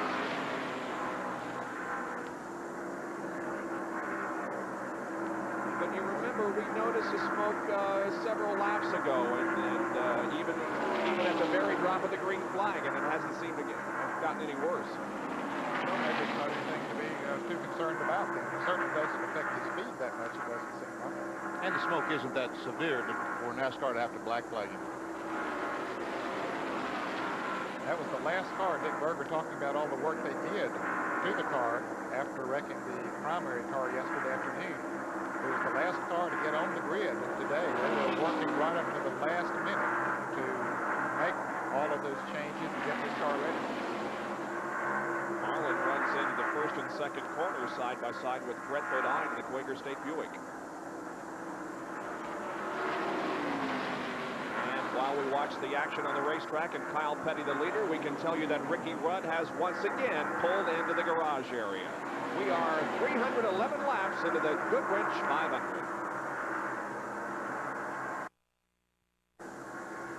There are 5 cars on the lead lap, and here they are. The leader is Kyle Petty. Mark Martin is second. Ken Schrader third. Sterling Marlin fourth. And Alan Kowicki fifth. The second 5, 6 through 10. A lap down Jeff Bodine, a lap down Rusty Wallace, 2 laps down Dick Trickle, Morgan Shepherd, and Jimmy Spencer, also 2 laps down. Let's continue 11 through 15. Also 2 laps down, Phil Parsons, Terry Labonte, Harry Gant, and Darrell Waltrip. And in 15, 3 laps down is Rick Mast. The racing doesn't stop when we're through with this event. At 4:30 this afternoon, the Copper Classic from Phoenix International Raceway, the Silver Crown portion of that race. That's at 4:30 Eastern Time this afternoon here on ESPN. One of the competitors in that race, Kenny Schrader, who is in action this afternoon, and as a matter of fact, running in 3rd spot. There Evidently, is that's not live. That's correct. That was taped about a month and a half ago. But I'll tell you what, Kenny Schrader would try to make it if it was live. You're right. Jump on an airplane someplace. There is Kenny running with Rusty Wallace. Remember, Rusty a lap down now in 7th spot. Schrader continuing to have brake problems. Is that right, Dick? Well, that we'll find out for sure from the guy who really knows. Richard Drew, how are the brakes on your automobile? Well, kind of marginal right now. I'm not sure whether they're going to hold out to the end or not, but we're just praying. How hard can you run when you've got a brake problem here? Well, we're running as hard as we can. Well, they still got a long ways to go. Do you feel you can make it in the end, or are you going to run out of brakes before this thing is over? No, I think we can make it to the end. Well, they're going to roll the dice and hope they still got brakes and still got cars. They've got a lot of race to go. Well, as someone who hasn't done a whole lot of auto racing in his career, I just find it absolutely incredible that anybody can run 150 or 55 miles an hour and do it without brakes. Now, here are a couple of cars who are battling for position, for 11th, as a matter of fact. Terry Labonte in car number 1 and the number 4 car of Phil Parsons. And both drivers under new color and sponsorship in the 1990 season. In fact, the car number 1 is the one that Phil Parsons did drive, and the car number 4 is the car that Rick Wilson drove and years prior to that. When you say drive without brakes, Ken Schrader has some brakes, Bob. He just doesn't have all the brakes that he really needs to run as fast as he possibly can. But he does have some brakes. Well, sure, the cars are out of the race. Yeah, but at the same time, if I wanted to stop, I'd want to stop right now. But you're a chicken, see? Well, that's true. Nobody's ever accused me of being afraid. And those cars that are behind the wall, not necessarily out of the race yet, Ricky Rudd. He was out for a few laps and then pulled behind the wall once again. Phil Parsons now beginning to lag behind Terry Labonte just a little bit for that 11th spot. There's the leader, Kyle Petty. And as we go to break once again. Ricky Rudd again comes out of the drive. So it's an in-and-out situation for Ricky Rudd as he is trying to get as many Winston Cup points as possible that might make a difference in a few $1,000s come November and Atlanta International Raceway when the season ends. So we will take another break and be back with more live coverage on this Sunday afternoon from The Rock.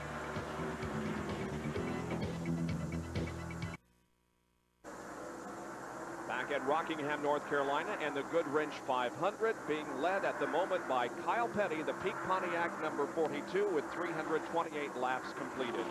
Michael Waltrip is still out there in competition. In car number 30, he is more than 5 laps down, back at place number 20. You know, many aspire to be a race car driver. Others dream of becoming a Winston Cup crew member. Jerry Punch takes a look at a member of Michael Waltrip's crew who has moved to the very top of his profession. Jerry? Life as a Winston Cup crew member, everyone knows it isn't easy. But Bahari Racing's Robert Myers knows all about it. Myers, a graduate of the Nashville Auto Diesel College, has become quite a success in a short period of time. You know, not bragging, but I was proud of the awards that I got, which is all of them that they had to offer. And I got the highest grade in the history of the school on a comprehensive test. But see, Robert isn't an ordinary mechanic. This is what he sees when working. 13 years ago, Robert was struck in the head by a bullet, causing him to permanently lose his eyesight. But he never lost sight of his dream, a dream to become a Winston Cup mechanic. Last spring, the Bahari team provided him with that chance. I have a youngest daughter that has hydrocephalus, and she's overcome so much in her life that she's like a normal child. And when Robert came and spoke with us, and he spoke of his background and his determination and his interest of being with the Winston Cup team, we had to give him that chance. And as far as his ability to work on the race car, he's got as much ability or more than any employee there. You know, anything he does, I have the utmost confidence that it's done right, and I don't even think twice about him being blind. Robert's responsibilities are many. He primarily is in charge of the brakes and gears on Michael Waltrip's car. Specially made tools assist him in his task. Some have braille on them, while others are voice activated. Figuring the weight percentage on the car, for instance. Divided by. Show you how this thing works. 3, 5, 0, 0 equals 0.482. Okay, that's showing that 48% of the weight is on the rear of the car. As his career has come together, so has his personal life. He has met a very special lady who has supported him during his climb towards success and who he hopes will stay with him to enjoy it. It takes a mighty big person to, you know, take a person that's got a disadvantage, a handicap, or whatever it might be, and take time to listen to them and try to understand them. To me, that's a mighty big person that can do something like that. The only thing I have a problem with is her. I want her to be my wife, and if she'd just give me an answer, then I'd be satisfied with the right answer, I should say. And if I could get the right answer out of her and make all this circle that I've been working on just come on around and get complete, then you know, I'd be tickled to death for the rest of my life. We are here in the Michael Waltrip pits with Robert Myers and his very special friend Louise Rose. As they are sitting here, Robert is listening to the crew radio back and forth talking to Mike Waltrip. And remember, the brakes and the gears in that car are what he assembled. Now, let's find out from Louise a little bit. Now, Robert told us he's been asking you for a long time. Have you made any decision yet about marriage? Well, I'm considering it very seriously. But I've always heard that good things are worth waiting for. Still going to hold off a little bit, okay? Yes. He's a real special person in my life right now, and I'm seriously considering it. Louise Rose and Robert Myers, two very special people here in the pits today.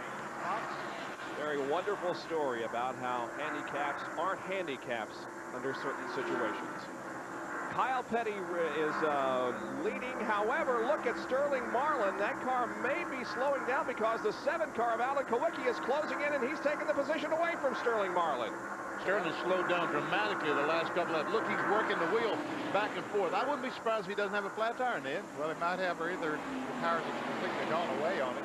He has now dropped back to 5th place, the last car on the lead lap. A little bit of smoke you still see coming from that car. Still seeing a little bit of smoke from that car. So now Alan Kowicki moves to 4th, and Sterling Marlin back to 5th. Dick, can you update us? Well, they're trying to keep their chins up down here, and they're saying that the car is just getting loose, which is the case with a number of other cars like Rusty Wallace, and they're hoping for a pit stop, but they are slowing dramatically. They're saying the smoke is just from the header contacting the racetrack when it bounces around the corner. So some interesting stories here with car 94. We'll find out as the race winds down. All right, so Marlin now back in 5th position. He becomes the last car on the lead lap. And Bob, while we were in that wonderful story about Robert Myers, the leading rookie contender this year, Rob Moroso, pushed his car behind the wall or into the garage area and out of the race, and Ricky Rudd put his back in the garage area once again, so apparently he just has given it up for the day.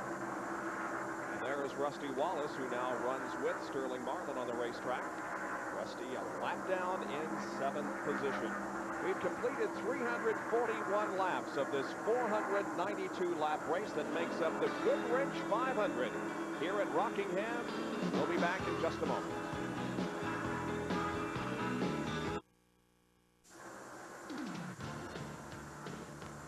Celebrating its silver anniversary of racing, we are live at North Carolina Motor Speedway in Rockingham. Winston Cup racing this afternoon, the GM Goodwrench 500. Our Speed World coverage is being brought to you by Suzuki,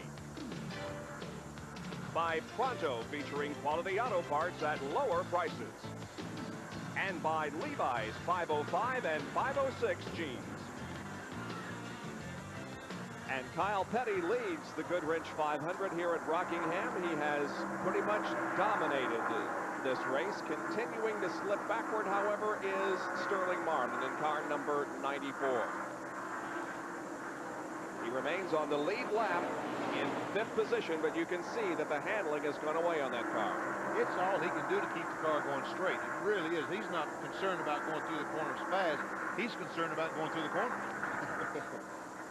Kyle Petty has about a 2 3/10 second lead over Mark Martin. Not pulling away, really. They've sort of stabilized in that margin for the last 15 or 20 laps. I thought Sterling was going to come in for a pit stop. Look at that. Oh, man. Yeah, he's going to have to come in before long because he's going to be around, in 360 if he's not careful. That's right. And, Sterling, I'm sure. Look at that. I mean, the car is just, it looks like he's got a flat tire. He made the pit stop very bad. I'm sure they would like to go far enough so that they could make it on one more stop, but I don't think he's going to make it that far. He's keeping the car low on the racetrack because when he comes out, look at him sawing the wheel, trying to keep the car under control. Like I said before, he's trying to keep the car going straight. But, he's run so good all day, and he felt like he's going to have a good finish, make some money to go home, to have the baby, and now all of a sudden, all that's going out the window. But it's not the end of the world. All he's got to do is make a pit stop, and it might be the proper time. Okay, let's pan back the field. There's the leader, Kyle Petty, Pete Pontiac, number 42. There is Kyle looking for his 3rd Winston Cup career win. And remember, if he wins this race, he wins the Unical bonus money of $228,000.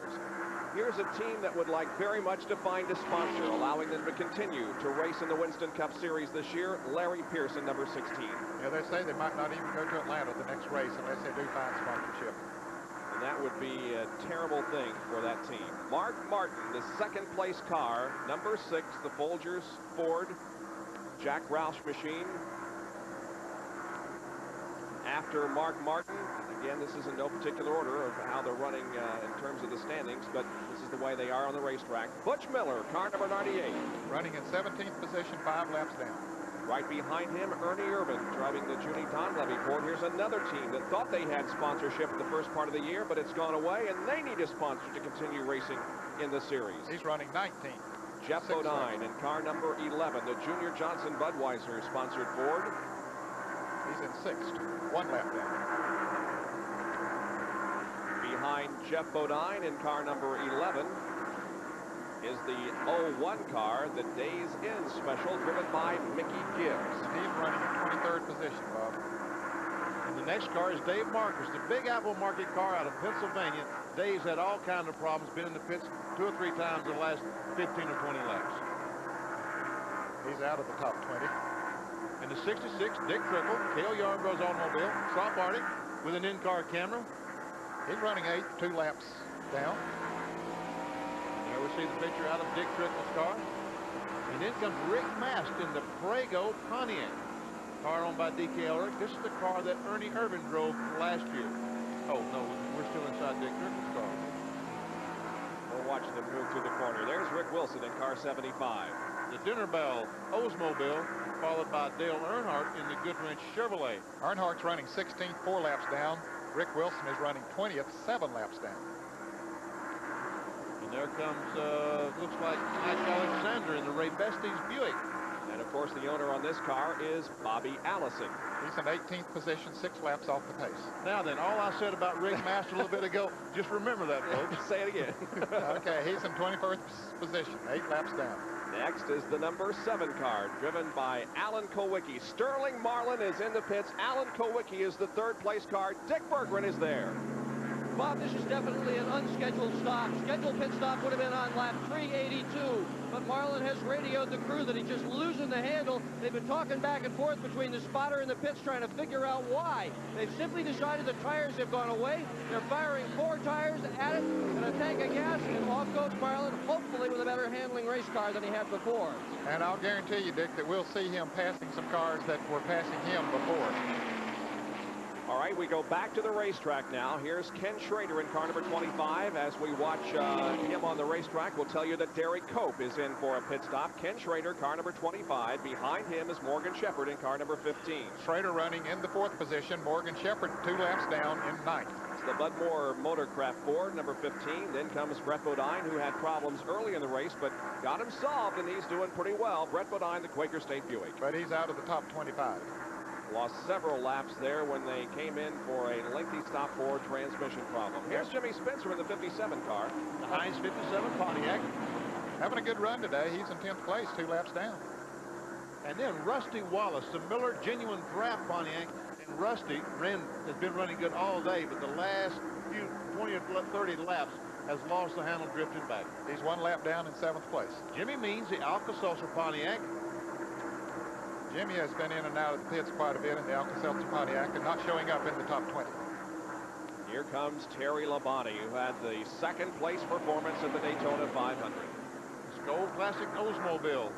And there's the Tide Machine, driven by Darrell Waltrip. And Labonte running 11th, 2 laps down. Waltrip running 14th, 2 laps down. He perhaps now has moved up to 12th behind Terry Labonte. And brother Michael coming behind in the number 30 Maxwell House Country Time Pontiac. Better known as Odie. And he's running out of the top 20 because of a lengthy pit stop early in the race. He also was involved in the spin in the early going of this event. Here's the 90 car of Ernie Irvin. We'll let him pass by. There's Harry Gant, 33. We haven't seen him or talked about him, but there he is. And Ned? He's 2 laps down, running in 12th place right now. And the blue and red car that just went by Harry Gant is none other than Kyle Petty, the leader. That's right. Of course, the 10 car was in the pits while we were doing that pan around. Bobby Hillen is still out there in the running as well. I think we missed Bobby in the car number 4 of Bill Parsons. Bill is running in 13th place, a couple of laps down. 82, Mark Stahl is still on the racetrack. This is the bumper cam from Harry Gant's car. And now we will find the number 8 car for you. There's Bobby Hillen. He's picked up sponsorship from Mars Candy, specifically Snickers for the 1990 Winston Cup season. Bobby currently being shown in the 22nd position, not having a real good day here today. As if I didn't have enough problems, I got candy bars for a sponsor with my weight. Got to be loyal to these sponsors, though, Benny. So believe me, I am, Ned. You know, at one point, as Harry Gant comes in and gets a pit stop, the windshield wiped off, and the tires changed on the right side of the car, Phil Parsons, you can see, is also pitted just ahead of Harry Gant. Harry gets the service completed, and again, we see the fuel spilling out of the vent from the bumper cam as Harry gets back up to speed, moving back out onto the racetrack. 361 laps completed. Back in a moment.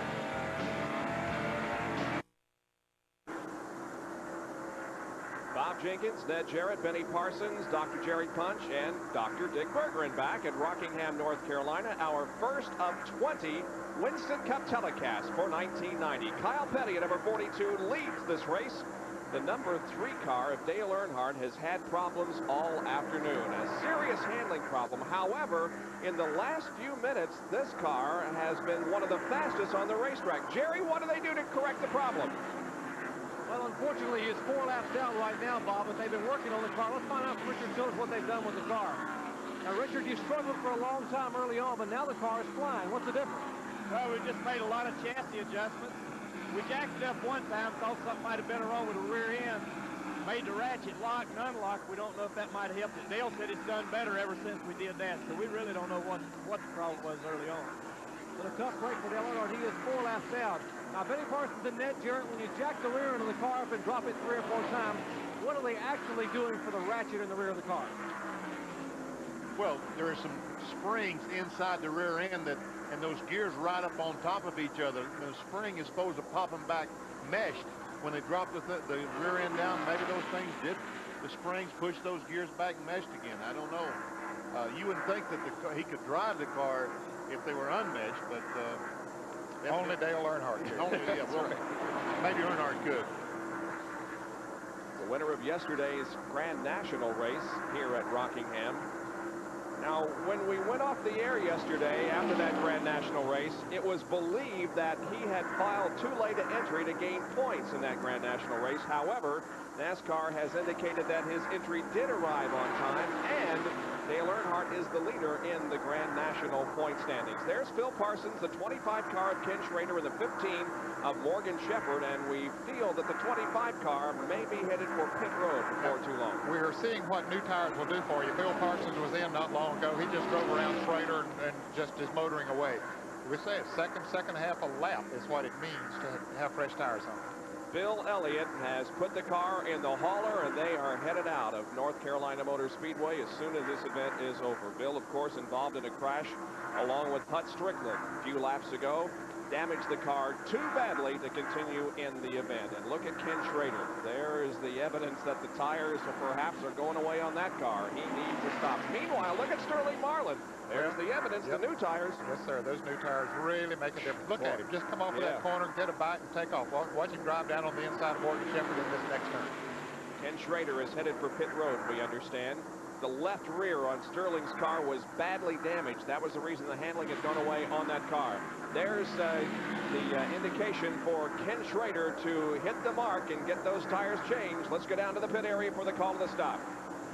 Well, this has been Schrader's call all the way. At first, he said he wanted to stop only when the 42 car, Kyle Petty, stopped. Then he changed his mind and said, no, this thing's going away. We better stop now. In addition to getting 4 fresh tires, which they hope are going to make them go faster, you're watching a strip of tape go on the windshield so he can see better. The sun is going down. The glare had been bothering Schrader. He had called for that. We've got a couple of rounds of fight in the back end of the automobile, also to try to help him. Painful for him to sit on pit road here while this is going on, but Rusty Wallace just came by. A little over 25 seconds for Schrader. Here's a crew cam as Jimmy Makar changes the right side front tire on Rusty Wallace's machine. Jerry Punch, go ahead. Step around the left side of the car, and Barry Dodson and the crew will now change left side tire. Jimmy Makar putting the left front tire on, zapping the lug nuts back on with the impact grid, trying to get the car full of fuel. And Rockingham had a deal had his race car. His car was so loose he couldn't drive it. That's why they opted to come in about 10 laps early for this stop to try to get the Jets out. And he was losing valuable time on the track with Kyle Petty. And Kyle Petty is beginning to lose a little bit of his advantage, Jerry, on the racetrack, as Mark Martin is beginning to move in a little bit. You can see Petty on the left side of your screen now. You see Mark Martin coming in there. Now, a moment ago, he was about 2 3/10 seconds behind. So Petty's car, I just put the clock on him, my unofficial stopwatch here. The last time around, he was running 27.75. When he has new tires on that car, he runs about 26.25. So a good second and a half. Second and a half, and that's what Sterling Marlin in the 94 car is running, about a second and a half faster. Kyle Petty, he passed Kyle Petty, and now he is almost, or he is more than a half a lap ahead of Kyle Petty. So. And we expect Kyle to pit this time. Yes, there he dives off the banking as Mark Martin goes ahead. Here comes Kyle Petty in for the stop, and Jerry Punch is right there. Well, gentlemen, they saw exactly what you saw upstairs, and that is the Kyle Petty advantage was beginning to dwindle on the racetrack. The watchers here in the pits indicated that they were not getting the fight they wanted to get. So it opted to bring Kyle in actually about 7 laps early for what would have been his scheduled pit stop. They have changed right side tires. Mark Martin now entering turn 3, pitted to turn 4. Mark Martin headed out down the front straightaway. And now we can see Mark Martin's car coming by as he will take the lead, put Kyle Petty down a lap. Kyle is 23.4 seconds. He is down and away. That's a good pit stop. Very good pit stop for Kyle Petty. He's not only doing well on the racetrack, but the pit crew is supporting him in that role. Now, Alan Kowicki is coming in for a pit stop, as is Dale Earnhardt. Dick Bergeron. Well, Alan's guys are going to work on the right-hand side. There are a couple of new members of this pit crew, so they've been practicing first in the garage, then outside until the police came and told them to knock it off. Right behind him, Earnhardt's trying to knock off their tires faster than Alan Kowicki, if they possibly can. Kowicki's crew now working on the left side, as is the case with Earnhardt. Left side tires about on with Kowicki. Earnhardt's going to beat him out for sure. They're just about ready with Alan Kowicki, and there he goes.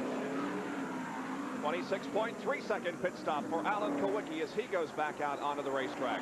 Now, Kyle Petty came in with 106 laps to go. He's going to need another one, isn't he? Yes, he will. He'll definitely need another one for tires, and he'll need another one for fuel as well. There is Mark Martin now shown as the leader of the race, but he'll have to have a pit stop within the next few laps. Dick Trickle is in the pits at the moment. The in-car camera now with Mark Martin. Boy, he came up on that 26 car in a hurry, didn't he? Sure as the world did. Looks like he may be suffering a little bit of a handling problem, indicating that, he's going to have to come in and get some fresh tires. You see, the problem is he has worn tires, and he's just in their way out there. He's like almost a moving chicane out there. Look who's ahead of him. It's Alan Kowicki, who just came in for a stop. Here's the replay. Now watch Mark coming out of the corner. Oof. Look at that. Look at him wiggle. Because the tires are just worn, and he just can't, like I said, he's a moving chicane in front of those cars with new tires. But he's going to stay out there. You know, Benny, I thought that radial tires were supposed to eliminate the going away type situation. I did too. I thought they were going to be better, but obviously they aren't here at this particular racetrack. Mark Martin's crew readies for him to come in. It could be this lap. Nope, he's staying out for another one. They have told the driver to pit when he is ready.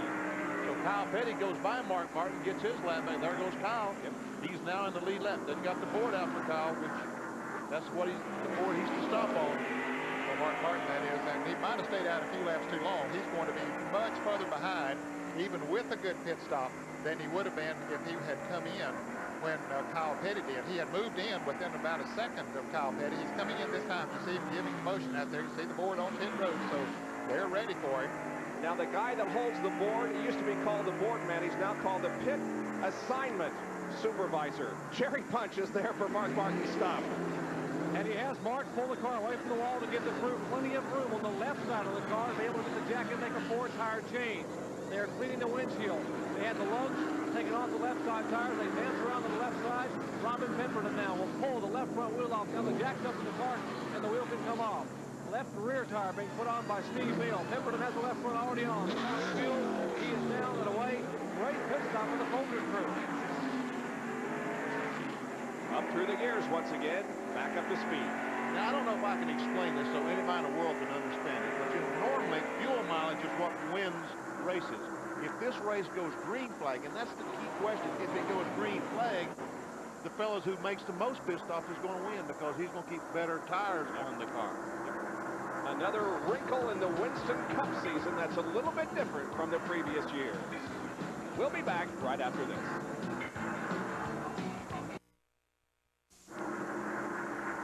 Kyle Petty and number 42 continues to lead the Goodwrench 500 here at Rockingham, North Carolina Motor Speedway, and he is about to put a lap on the number 7 car of Alan Kowicki, or at least he would like to put a lap on him. Kowicki running in 4th place. And down through the tri-oval, and Kyle is not able to this time around. Now he closes in real tight on him going through the 1st and 2nd corners. Just in front of them, the 90 car, Ernie Irvin, smoked badly going through 1 and 2. The 25 car and the 27 car. Now, they're not on the lead lap, and we understand that the 27 car of Rusty Wallace may have a plug wire off. They hope it's a plug wire off. It's normally more serious than that. Alan Kowicki still running just ahead of Kyle Petty, trying to stay on the lead lap in 4th position. There we saw car number 90, Ernie Irvin, the smoker I mentioned a moment ago. Here comes Kyle working the high side of the track now. Let's see if he can... Oh! Hey, Ernie. He said, hey, Al, I'm out there. He gets squeezed a little bit, but no harm done. No, and he certainly used his patience there by backing off, not getting himself in a position that could get him into the wall. Boy, that car is unbelievable today, Kyle Petty. It sure is. Now Kowicki working on the outside of Harry Gann, and again, Kyle has trouble. May have been a little bit of contact between himself and Harry Gann. Yeah, I think the judge is coming off the corner. I don't think that he expected to run up on Gann quite that quick. Again, Kyle trying to put a lap on Kowicki. Now works low on the racetrack down the back stretch.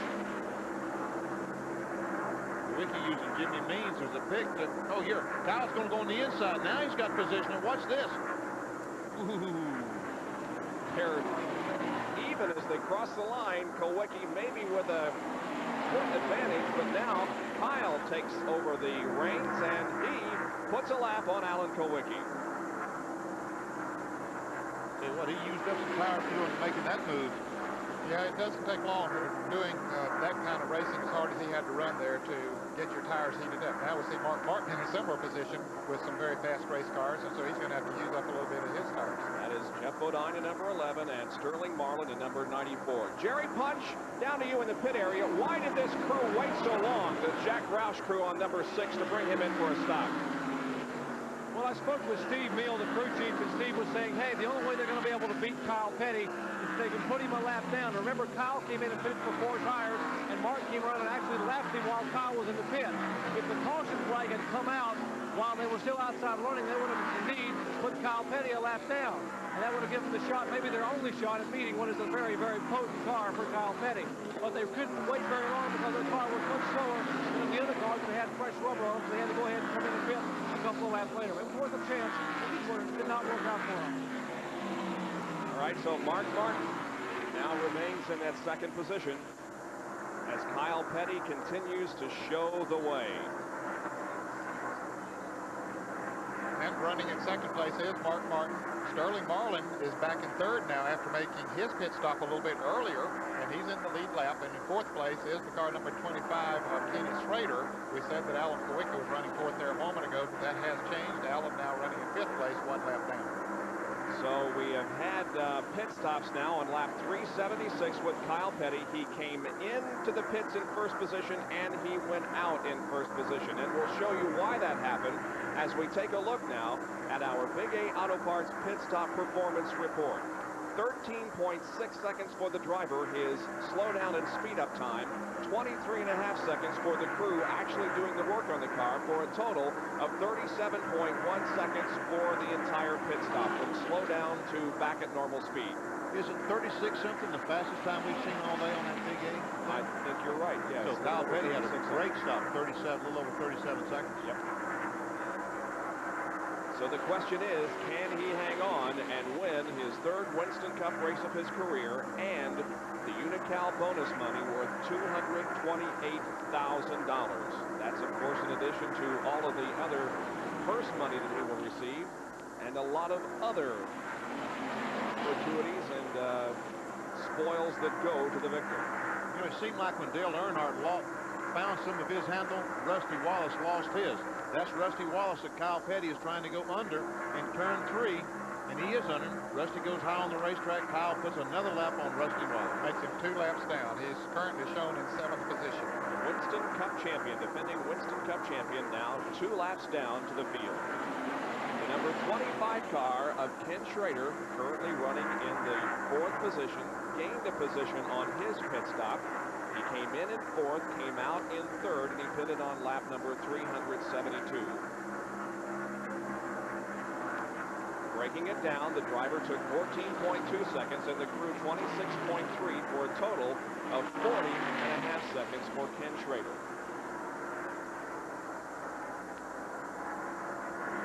At this point, Schrader's car looks awfully good, staying on the bottom of the racetrack. Not wiggling about like we saw the cars just before these last pit stops. Ned, they had their hands full a few moments ago, didn't they? Boy, what a difference it makes when you get those new tires on those cars. Just feels like you're trading in an A model for a Cadillac. As Jimmy Spencer running right behind Ken Schrader, staying up with him, as a matter of fact. I think he's got visions of passing Schrader. All right, here's Rusty Wallace now in the Miller Genuine Draft car. Let's go down to Jerry Punch, who's with Harold Elliott. You mentioned Rusty is 2 laps down. They have been struggling here. I'm with engine builder Harold Elliott. And Harold, the car is not up to speed. What's the problem? Rusty seemed to think the plug wires come off of it, Jerry. I don't know. It's just fell down on 7 cylinders all of a sudden. It's either that or it broke the push rod, something of that nature. We can't fix it until we get a caution. If we get a caution, we'll try to raise the hood and see if we got a plug wire burned or something. They're hoping that the plug wire, the defending champion of the Goodwrench 300 and 500, is now being shown 2 laps down. So Rusty Wallace, who came into this race 4th in the point standings, also with a bit of a problem here in the Goodwrench 500. There is Kyle Petty, the leader of this race in car number 42. Well, obviously, Kyle Petty has a very, very good race car for this event. The crew has supported him. When you know you have a good car, is it hard to be patient for 4.5 hours, 500 miles here at Rockingham? It'll be difficult for me because, like I said, I'm excited. So, you know, it will. You know, anytime you're at a racetrack and you run a race this length, you know, 4.5 hours, a mile track, just around and around, then you got to be patient. You got to just bide your time. You can't put yourself in positions where you're going to get in trouble. So, you know, that'll be hard. That's where Gary comes in. Gary's real good about keeping me pretty calm down. I get a little hyper sometimes. He's pretty good about keeping you calm down in the car. If somebody passes you, run 4th or 5th most of the day, then that's fine. You know, you want to be leading, but you want to be there at the end. You can't win a race if you're not there at the end. And last year, I tried a few things that I thought was going to get me close to the front, and it ended up putting me in the garage area. So that happens, and you just learn from it. So we feel like that with the combination we've got and the way we started out this year, that we'll get stronger and stronger each race. Well, Kyle did not compete in this race last year in the fall race, the AC Delco 500. He was 10th last year. His best finish here at Rockingham was back in 1985 in the Goodwrench 500 when Kyle Petty finished 5th. Did he say this will get stronger and stronger as the year went on? Wow. I hate to see that. Well, the rest of the competition better look out. That's for sure. But, you know, I don't think that he has punished that race car, even though he has absolutely dominated here today. I don't think he has punished the car. It just, you know, the car is working so well, and he's doing what he has to do to keep out of trouble. And we've seen him back off when he gets in tight situations, driving a very smart race. There's the interval between 1st and 2nd position. The number 6 car of Mark Martin. You saw how far he was behind Kyle Petty now as he's working along with Jeff Bodine and number 11. You know, Jerry Punch talked to the crew a moment ago, and they said that the only chance they had was to get Kyle Petty a lap down, and there is our leader, Kyle Petty. Oh, he's got a nice lead. He does. But, you know, I thought that Mark Martin was gaining on Kyle Petty, that he was going to make a run for it. I just think Kyle is so strong this afternoon that he's able to pull away or at least maintain an advantage over just about anybody that he wants to. So we're nearing the closing stages of this 500-miler here at Rockingham with Gary Nelson leading the race with Kyle Petty. Back at Rockingham, where Kyle Petty, Randallville, North Carolina, continues to lead the Goodwrench 500 race here in Rockingham, North Carolina. And And there is a young man in Rock Falls, Illinois, 37-year-old Terry Fulls, who is a very, very happy individual. He knew that Kyle was leading at the halfway point. He registered on the 900 number and then was called back, and he knew that Kyle was leading at the halfway point. And the right guard halfway challenge Pontiac Grand Prix won by Terry Fulls this afternoon. He was asked who his favorite driver was, and he said Bill Elliott, but then he said, well, Kyle Petty has to rank right up there as one of my favorites, too. Congratulations to Terry Fulls of Rock Falls, Illinois, winner of a 1990 Pontiac Grand Prix SE in the right guard halfway challenge. And you'll be able to register next time to win a Pontiac. Our next ESPN telecast will be at Darlington, South Carolina, the Trans-South 500. We're watching out back of the Dick Trickle car, 2-hour leader, Kyle Petty. And while his Pontiac is really getting the job done out there, Dick Trickles is doing a good job as well. There's another Pontiac being pushed into the garage area. There it is, Michael Waltrip, the Country Town Maxwell House Pontiac, calling it a day. He joins the list of those who have dropped out of competition in this very grueling 500-mile contest. Would have been great if Robert Myers could have went to victory lane today, he and his girlfriend Louise. She might have said yes. Alan Kowicki has a problem. The 5th place car slowing down on the racetrack. The Xerox Ford may be headed for pit road. Alan Kowicki has again suffered misfortune in a Winston Cup race. The report is that he may have dropped a valve in that car. Boy, he's had such tough luck. Oh, man. Leading last Sunday at Richmond, pulling away from the field. And look at this. That's Mark Martin, who is well off the pace. About to say that Kowicki was leading, and car blew an engine in front of him. Let's go down to Steve Beal and Jerry Punch. They are standing here in the Mark Martin pit watching as the car number 7 of Alan Kowicki comes to a halt on pit road. Trying to get a comment from Steve Beal here. Steve, your car is slowing. What's the problem? It's dropped a valve or something. It's blowing out the exhaust pipe. Probably a piston. A valve has got down against a piston or something. It's broke, but we're going to run as long as we can. Just a matter of time for Mark Martin. What a tough break for the young Batesville, Arkansas driver. Likewise, he is having trouble. Upfield level is good and perfect. Well, Alan Kowicki's crew is working on the car. They're hoping the engine will still run. They're in the inside of the automobile right now working on the ignition system. There's one crew member inside. They tried some things under the hood. That didn't do it. This engine is silent at the moment. They're hoping they can get back out again. But their hopes for a real strong finish today have been dashed. 2 cars running in the top 5 have problems almost simultaneously. We're talking about Alan Kowicki, who was 5th, and Mark Martin, who was 2nd, and now look at the smoke pour from the engine of that Folgers Ford. It's starting to come up around the shifter, the boot. Remember a year ago, last November in Atlanta, when a huge puff of smoke was visible from our in-car camera. It's not quite as bad this time, but it's obvious that Mark Martin's day is just about finished. There's a red light just to the left of the F1 Folger. When that red light comes on, that means the engine has died. There we see the red light. Now it is off. Yeah, it's being reflected in the sunlight, but it's still off. But boy, look at how slow he is now down the backstretch. Mark Martin, winner of last weekend's race at Richmond, running so strong here this afternoon, has an engine problem.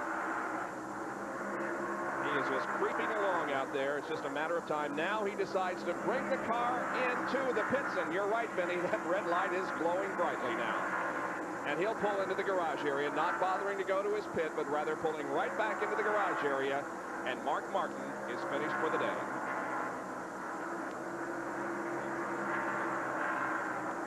It broke, and by now, a few laps that he did run around, I'm sure he's torn up to pieces. Yep. There you can see Mark unhooking the shoulder belts, taking off the gloves, unstrapping himself, and climbing out of the Folgers Ford. The unfortunate thing, I'm not sure he pulled in soon enough to beat the traffic. You know, normally if you're going to fall out, you want to beat the traffic, but I'm not sure he made it today. Tough break for Mark Martin. Yeah, it sure is. But things continue to go nearly flawlessly for Kyle Petty. Well, behind a lot of traffic, though. Look at this. Yes, he is, and he has been creeping up on them. He has run behind Dick Trickle for a little while. Has made no major attempt to pass them. He has just been driving along behind them, and when he can pass the car, okay. If not, he is not taking any chances whatsoever of passing any cars out there. And he should be doing that because he has about 2/3 of a lap on the second place car, which is now Sterling Marlin.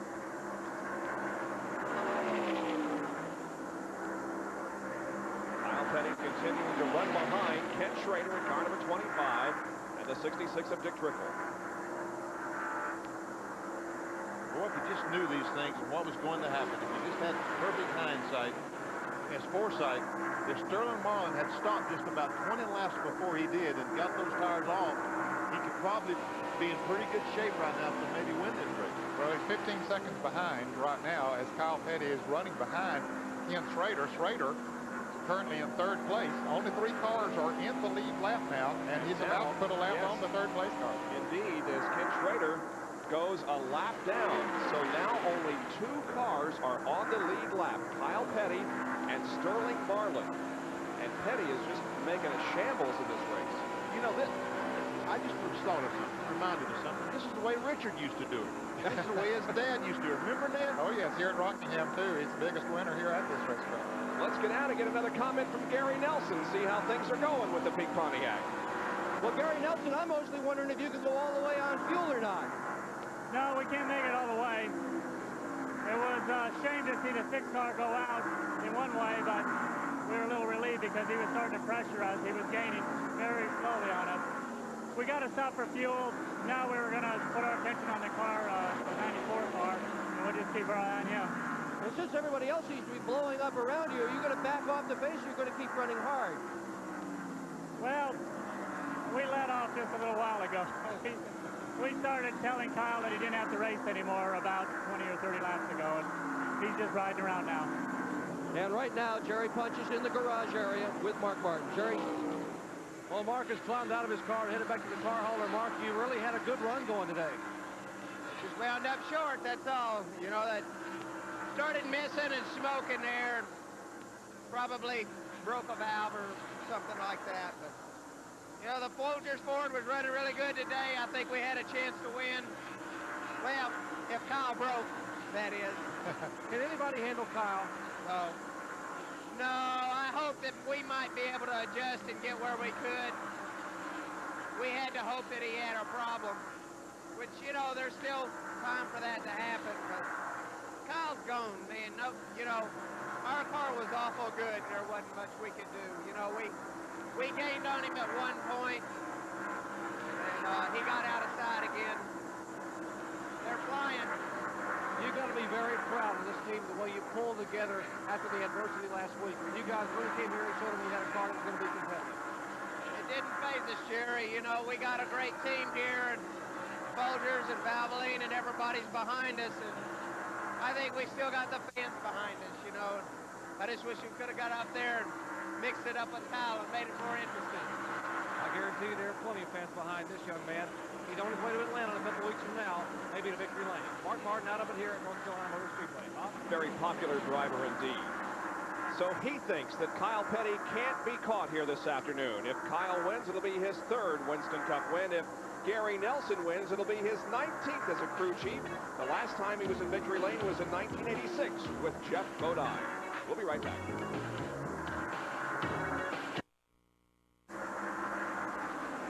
At Rockingham, North Carolina, and Winston Cup racing on this Sunday afternoon. As soon as this race is completed at 4:30 this afternoon, more auto racing, the Silver Crown event, the USAC Cropper Classic from Phoenix International Raceway. That's at 4:30 until 5. At 5, the Pro Ski Tour, Plymouth US Pro Ski Tour until 6 o'clock. Then the Senior PGA Chrysler Invitational. Variety of sports coming up this afternoon and this evening. Then tonight, we begin a couple of basketball games for you. At 7:30 live, the Southern Conference Championship featuring Eastern Tennessee State and Appalachian State. And then at 9:30 tonight, the American South Conference Championship game. So a lot of sports coming up for you this afternoon after our Winston Cup race. You know, that Lee Trevino is unbelievable in that seniors golf. He's had a 3-shot lead going into that final round. Just goes to show you that age doesn't mean that you can't perform anymore. Right, Benny? That's right.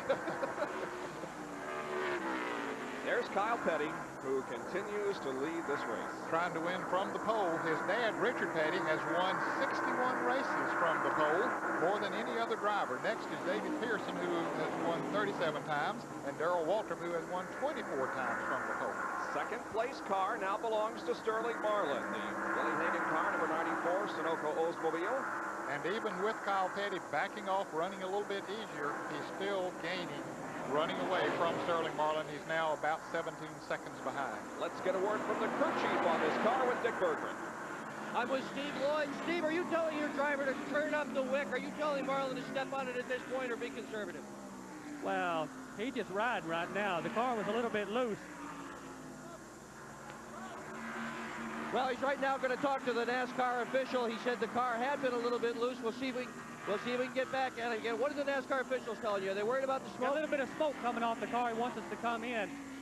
We'll have to wait and see what's going on here. It looked like okay, that's the story. We've got some smoke. They're not sure why. They're going to bring them in. Yeah, that smoke has intensified. Yes, it has. We've been noticing it for a long time, almost all race long, but now it begins to get a little more prominent and a little more obvious. And it could be that the NASCAR officials are thinking about black flagging this car. They're watching it very closely. Harold Kinder, the flagman, taking a close look as it went underneath the flag stand. They're watching this car all the way around the track. There it is, pretty obvious now as it goes into the corner, and it also might be a situation where Sterling is black flagged. Well, the pit man is out on pit road. What do you call him? He's the pit assignment supervisor. Okay. Now, Cecil Gordon of Dale Earnhardt's crew was asked what his title was, and that's what he said. Let's go to Dick Berggren, who will call this stop by Sterling Marlin. And this is a stop they certainly did not want. The smoke has been apparent for a while this afternoon. They thought at first potentially it was just a header dragging on the racetrack. Right now there's more concern than that. So far all they're doing is just putting tires on. Nobody's lifted a hood. Nobody's really looking underneath to try to find the source of this smoke that's been coming up. Except the NASCAR official. Boy, he's giving it a good look round. Trouble on the backstretch. Car spinning. Number 90 car is involved. That, of course, is Ernie Irvin. I believe Dick Trickle might have been involved. He was very close there. Yes, yeah, that's Trickle's car up in front of it, and Kyle Petty was right behind that. He had been running along behind those cars for about 15 laps. There is the camera shot of Dick Trickle. He gets the car rolling once again, or is trying to get it started, working on the gears there. And here it is again. Now watch Kyle Petty's reaction to this. Watch him hit the brakes hard. Boy, he just barely got through that, didn't he? Yes, he did, but he was very alert. He got on the brakes as soon as he saw something happening up in front of him, and got his car under control so that he could move inside or out, whichever way he wanted to go. It looks like Dick Trickle, he could not get his car to moving. Takes his goggles off, and just he had moved up to 6th place. He had reported to the crew that something broke in the back end of the race car. Here come the pit stops now. Kyle Petty in. Jerry Punch is right there. This should be the last pit stop for Kyle Petty in the Pecan Freeze Pontiac. The crew now making sure they be very, very deliberate with this pit stop. They want to make sure they don't make any mistakes at all. Get all the lug nuts on. They will make it a Ford tire change. Fill it up with fuel. They have no problem now with the fuel getting the rest of the way here. This 492-lap event. We are showing 444 laps complete, so that will be no problem at all as far as fuel mileage is concerned. The windshield getting as clean as they can possibly get this car, so Kyle will be able to see in heavy traffic when we go back to green. They're waiting to get all, and they're also jumping, pushing the rear spoiler. Here comes the car number 11 of Jeff Godin. Kenny Schrader, Darrell Waltrip, Morgan Shepherd, the entire field. Many of the cars getting their final pit stop today. And Dick Trickle, well, thankfully, will climb out of his car and looks to be okay. And he's running around, as a matter of fact, is getting back in the car now. I'm not sure how severely damaged that car is. Ernie Irvin's car is tore up pretty good. But it looks like Dick's at least going to ride the car back to the pit area and may have thoughts of getting back in the race. He's putting the steering wheel back in. Here is the in-car camera shot of this incident. Now we're with Dick Trickle, and look, something, ooh, boy, something Snaps broke the on the car. outside wall, smacks the outside wall. You see the hood flapping up after he hits the wall. Then the car spinning sideways down the racetrack. What happened? The car gets out of shape, and when he corrects the car, it comes back and hits the wall.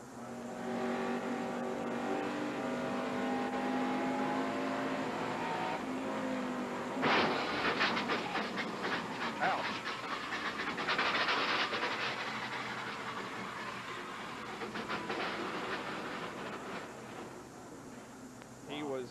just accelerating at full throttle off the second corner when something broke.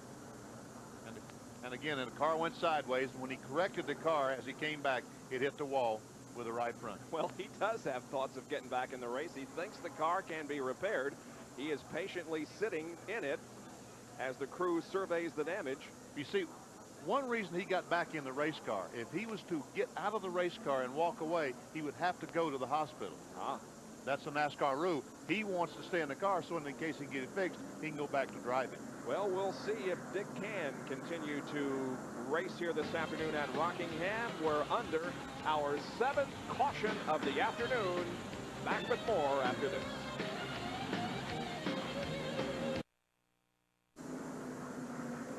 Under caution for the 7th time at Rockingham because of a crash on the backstretch involving Ernie Irvin and Dick Trickle. Sterling Marlin, meanwhile, is back in the pit area for a change of rubber on the left side of that machine. There's the other car besides Dick Trickle that was in that crash. Now, here we're going to show it to you again in real time from the in-car camera, and we'll let you listen to it.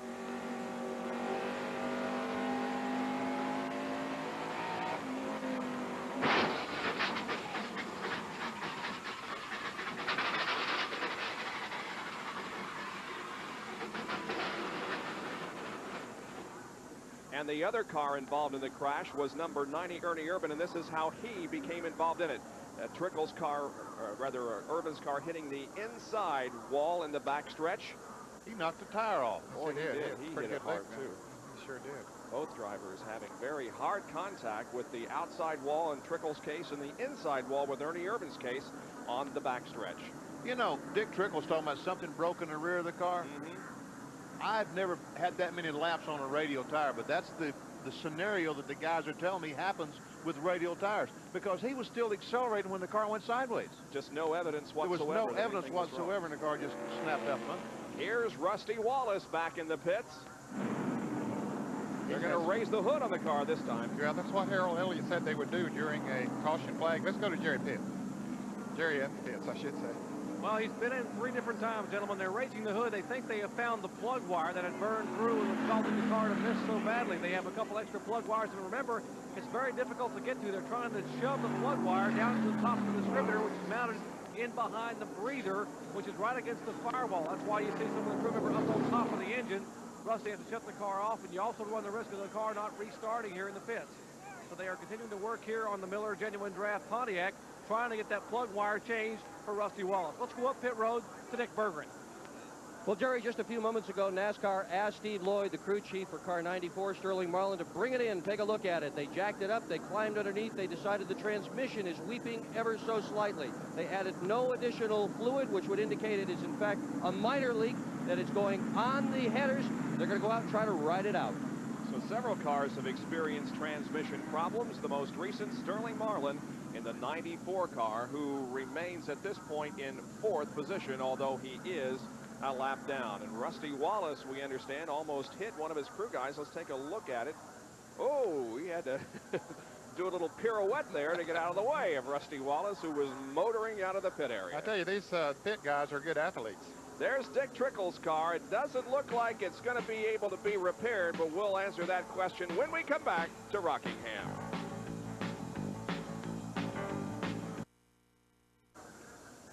A closer examination of this pit stop by Rusty Wallace will show us that he really didn't come close to hitting the guy on the right front of the race car, but instead they were just simply trying to get the car out quickly to avoid going a lap down. The guy puts the hood pin back in and spins around, sending Rusty off because the pace car in the field were coming around and he was about to go a lap down. Yes, he was. Another lap down. He is already 2 laps down. The only car on the lead lap with Kyle Petty is Jeff Bodine in number 11, and he is at the tail end of the lead lap. So Kyle has things pretty much in hand at the moment. He's in a great position, no question about that.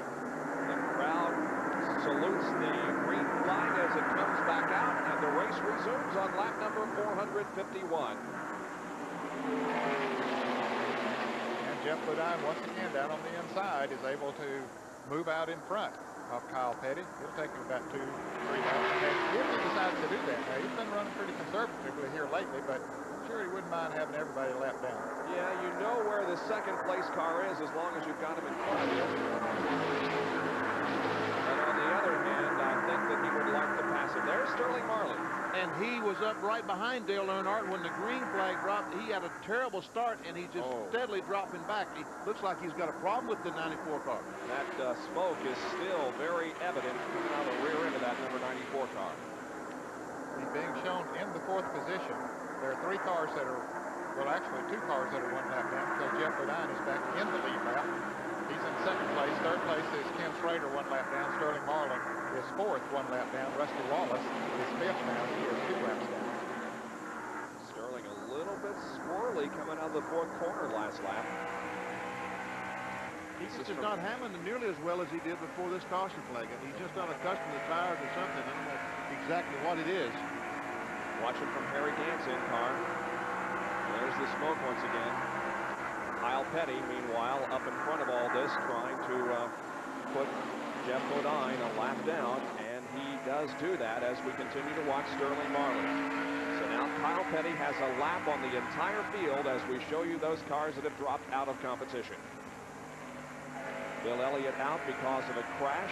Hut Strickland also out because of that same crash. Richard Petty, Ricky Rudd, and Mark Martin are among the most recent to drop out. So is Michael Waltrip, Alan Kulwicki. I made a statement while we were way on commercial to those of us here in the booth that Earnhardt was going to fool around and get himself a top 10 finish. Well, right now he is in 10th place, but he is 4 laps down. The number 11 and 25 cars are racing for position. They're a lap down to the leader, but nevertheless, they are in a battle for 2nd spot. Can you imagine, Kinsman, would that be a story if he was to finish 2nd with his 3rd choice automobile? But first of all, he's got to get by the 11 car driven by Jeff Bodine. The number 57 car got squirrely last lap. Watch the right side of your frame. Jimmy Spencer with the car sideways, sliding up the racetrack and getting a handle on it as the 16 car of Larry Pearson went by on the inside. I think Larry Pearson probably touched the left rear of Spencer's car, which forced him up high and got him a little bit squirrely. Now, while we watch this battle for 2nd place, of course, Kyle Petty, as we have said, is in a lap by himself in the lead. In 2nd place is Jeff Bodine in the car number 11, and Ken Schrader there in 3rd. They're 1 lap down. In 4th place is Sterling Marlin. He too is 1 lap down. In 5th place is Rusty Wallace, 2 laps down. In 6th place is Darrell Waltrip. He's 3 laps down. And then in 7th is Terry Labonte, 3 laps down. Gordon Shepard is 8th, 3 laps down. And the car number 57 of Jimmy Spencer we saw there a moment ago is 3 laps down. He's in 9th place. Dale Earnhardt is 10th. Harry Gant 11th. Derek Cope is 12th. Those 3 cars are 4 laps down, and 5 laps down. In 13th position is Phil Parsons in the Kodak Film Oldsmobile number 4. And the 94 car of Sterling Marlin was just black flagged again by NASCAR. He's going to have to come in for a pit stop. Now, although Kyle Petty has dominated this race from the very drop of the green flag, and he's got a lap lead on the entire field, don't go away, friends. Remember what happened just a few weeks ago at Daytona when Dale Earnhardt had things in hand with less than a mile to go and he lost the race? I remember it well. You never know, that checker flag drops. Exactly. Dale Jarrett can tell you that from yesterday. That's true. Less than 3 laps from the victory for Dale Jarrett in the Grand National race, and he had an encounter with a slower car, and Dale Earnhardt drove to victory. That was Jimmy Means going down the pit road on the backstretch. Jimmy not having one of his better runs here today, but he stayed in there and kept going as much as he can. Kyle Petty will certainly increase his standings in the Winston Cup points. He went into the race 16th in the point standings. And here comes Sterling Marlin in for the black flag stop. Dick Berggren, we'll check in with him one more time. Dick? Well, there's really not an awful lot they can do about this without really doing a major repair under the car. They're going to go under there with some degreaser and spray it, and hopefully whatever oil it is that's coming out of that transmission and hitting the headers is going to dissipate, disappear, and at least it'll stop smoking. So we'll see if that works out. At least this time when Sterling Marlin leaves the pit, the transmission sounds fine. Last time he had a hard time getting it through gears.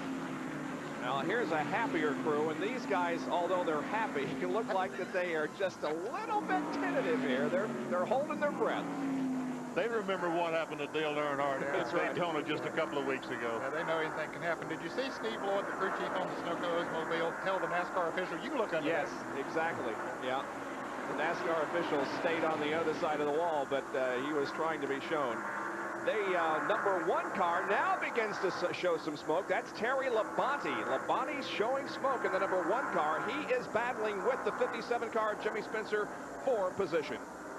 Labonte currently running 7th. Spencer running in the 8th position, trying to take that away.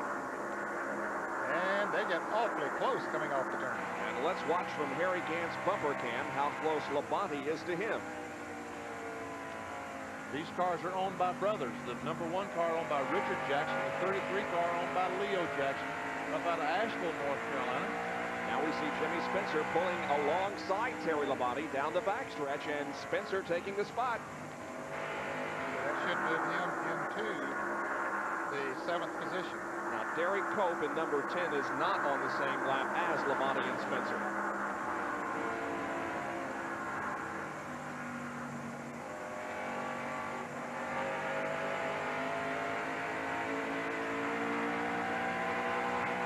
See how fast that pavement goes by as we look out that bumper cam of Harry Gant. And that's around 150 miles an hour. You can imagine what it's like at 200. Talladega, Daytona, tracks of that nature. You can also hear when he gets on and off the accelerator from our bumper cam. Microphone that's carried along with the in-car and bumper cam. So Harry Gant has Terry Labonte right behind him. We'll be back with more racing after this.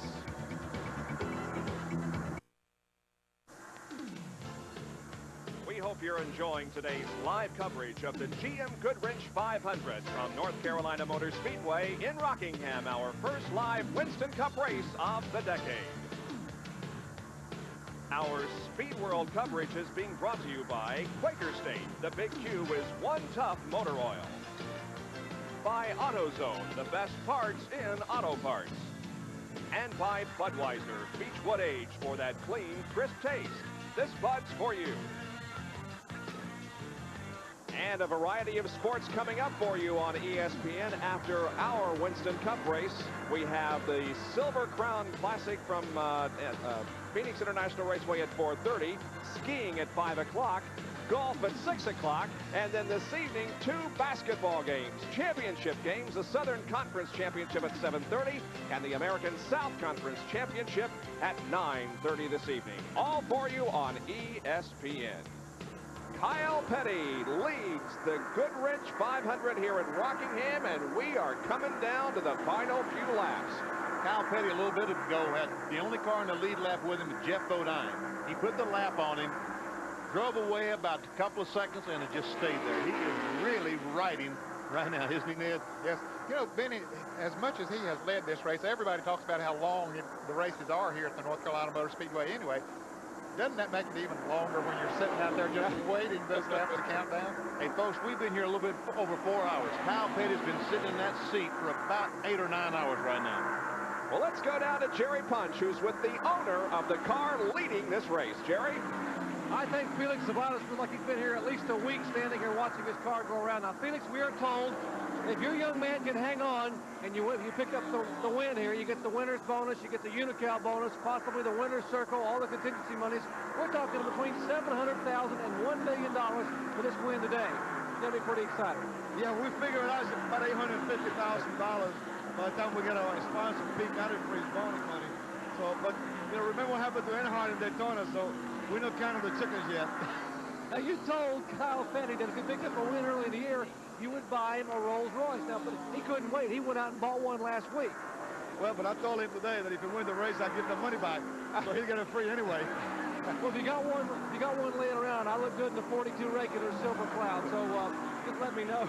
Hey, your buddy Rick Hendrick came down a minute ago. The guy you bought this team from, to congratulate you. Rick came by to say congratulations to you. He's a great friend, and he's probably as happy. If we win this race, he'd probably be as happy as he has won it. So, you know, but like I said, remember Earnhardt in Daytona, anything can happen. 20 laps to go, 18 laps, I don't know.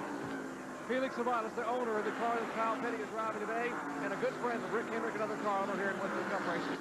So Felix is also holding his breath for the last few laps here to see if Kyle can win. His last one was at the World 600, the Coca-Cola World 600 in 1987. It's been 70 races since Kyle Petty visited Victory Lane in a Winston Cup event.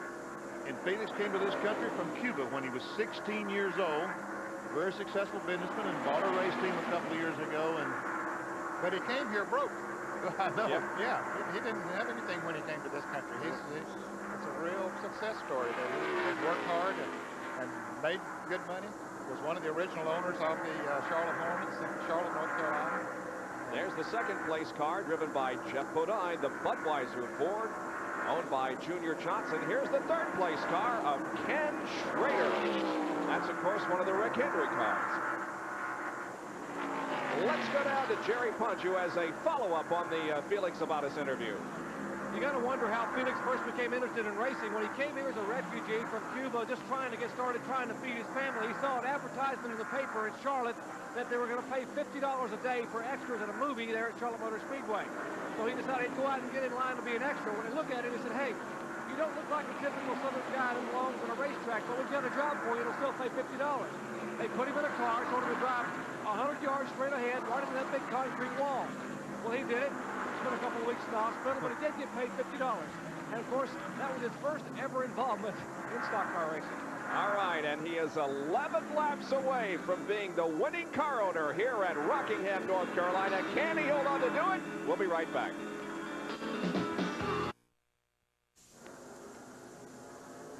We are under caution at Rockingham because of a spin over in turn number 2 involving Derek Cope. Spun up the banking, then came down. Don't believe he hit anything, but it comes with only 9 laps to go. Here comes Derek Cope in for a pit stop. And we thought that Kyle Petty was going to be coming in, but he did not on that particular lap around. Now, here's a replay of what happened. The Derek Cope spin. We're watching from Harry Gant's bumper cam.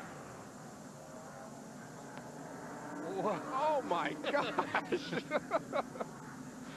Derek Cope was alongside Harry Gant going in turn 1. They were racing for position. Watch this and listen to it.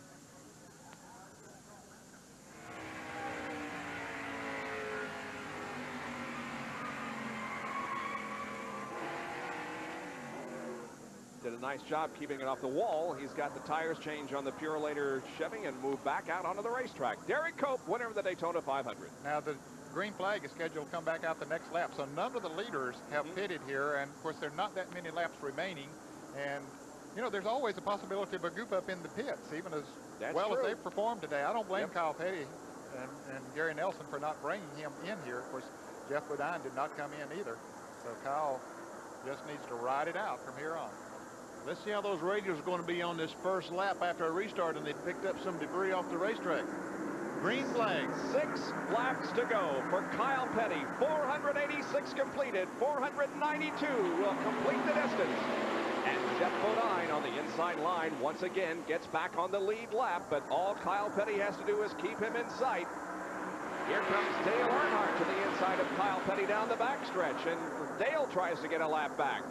Yeah, I think Kyle will just sort of play it cool there. He doesn't want to race with any of those fellows. He doesn't need to at this point. Just 5 laps to go now. All he needs to do is just sit there and try to run by himself. Let those fellows race for their position. Dale Earnhardt is in 10th position after many, many problems this afternoon, but still hanging in there to gain a top 10 finish. Petty now at the end of the backstretch into turn number 3. This time by there will be 4 more laps to go. Behind him, Ken Schrader and Darrell Waltrip are running very close together. Schrader running in 3rd place, Waltrip running in 6th place. There's a lap that separates those two. In fact, 2 laps that separates those 2 cars. Waltrip is 3 laps down. Schrader is only 1 lap down. If Kyle Petty wins this race in 3.5 laps, added to the prize money posted by the Speedway and the 76 Unical Challenge money, he'll pick up over $300,000 and surpass the first place stock car racing record of $204,000 won by Bill Elliott in 1987 at Daytona 500. Here's a race for position. Sterling Marlin in number 94 and Rusty Wallace in 27. Rusty's made a pit stop this last caution flag, has 4 new tires, and Sterling Marlin's still able to get by him in turns 1 and 2. So Sterling Marlin now goes to 4th position. Rusty Wallace is in 5th. We've got 2 more laps to go for Kyle Petty. 2 to go. This is unbelievable. Kyle Petty has just totally dominated this race. He was the pole sitter at almost a mile an hour faster than the 2nd place qualifier. And the car has performed as well during the race as it did during qualifying. Here he comes off the 4th corner. Harold Kinder has the white flag in hand. There it is, 1 more mile around the Rockingham, North Carolina racetrack, and the win will belong to Kyle Petty. And the Unical bonus challenge money will be won here again, just as it was for the first time last year when Rusty Wallace walked off with it. Kyle Petty now is between turns 3 and 4, playing it very conservatively, dropping the car to the low side of the racetrack. Off corner number 4, the checkered flag waves, and Kyle Petty has won the Goodwrench 500 at Rockingham and picks up the $228,000 in Unical bonus money. What a great win. What a super win for Kyle. A lot of other bonus money as well, as we've talked about. Felix Sabato said maybe $800-some-thousand. Let's go down to the pits and get Gary Nelson's reaction. Well, his reaction is with Felix Sabates. There is just absolute pandemonium down here. Gary, you blew him in the weeds today. Well, I think we picked the best race to do it because of all the money involved for us winning the pole and getting on a winner's circle now, so we're really happy. Was this a special effort, or can we expect more of this same kind of thing? I think people better get used to us running up front anyway. I don't know if we can dominate this much again, but at least we're going to be up front. Now, when Kyle took the white flag, you talked to him on the radio, and you talked to him again as he made that last lap. What'd you tell him? Well, I told him he's done real good so far. Don't screw up now. You're known to work both on the mechanical end of the car and also the psychological end. Which was most important here? Well, I think the car was just unbelievable. The motor was so good. The car handled good all day. Everything was great. So I think the car was, and what Kyle did in the car was great. And that's Gary Nelson. He's your pit crew chief for the winning automobile here. First time that they've dominated like this. Gary Nelson, Kyle Petty winning for the first time together.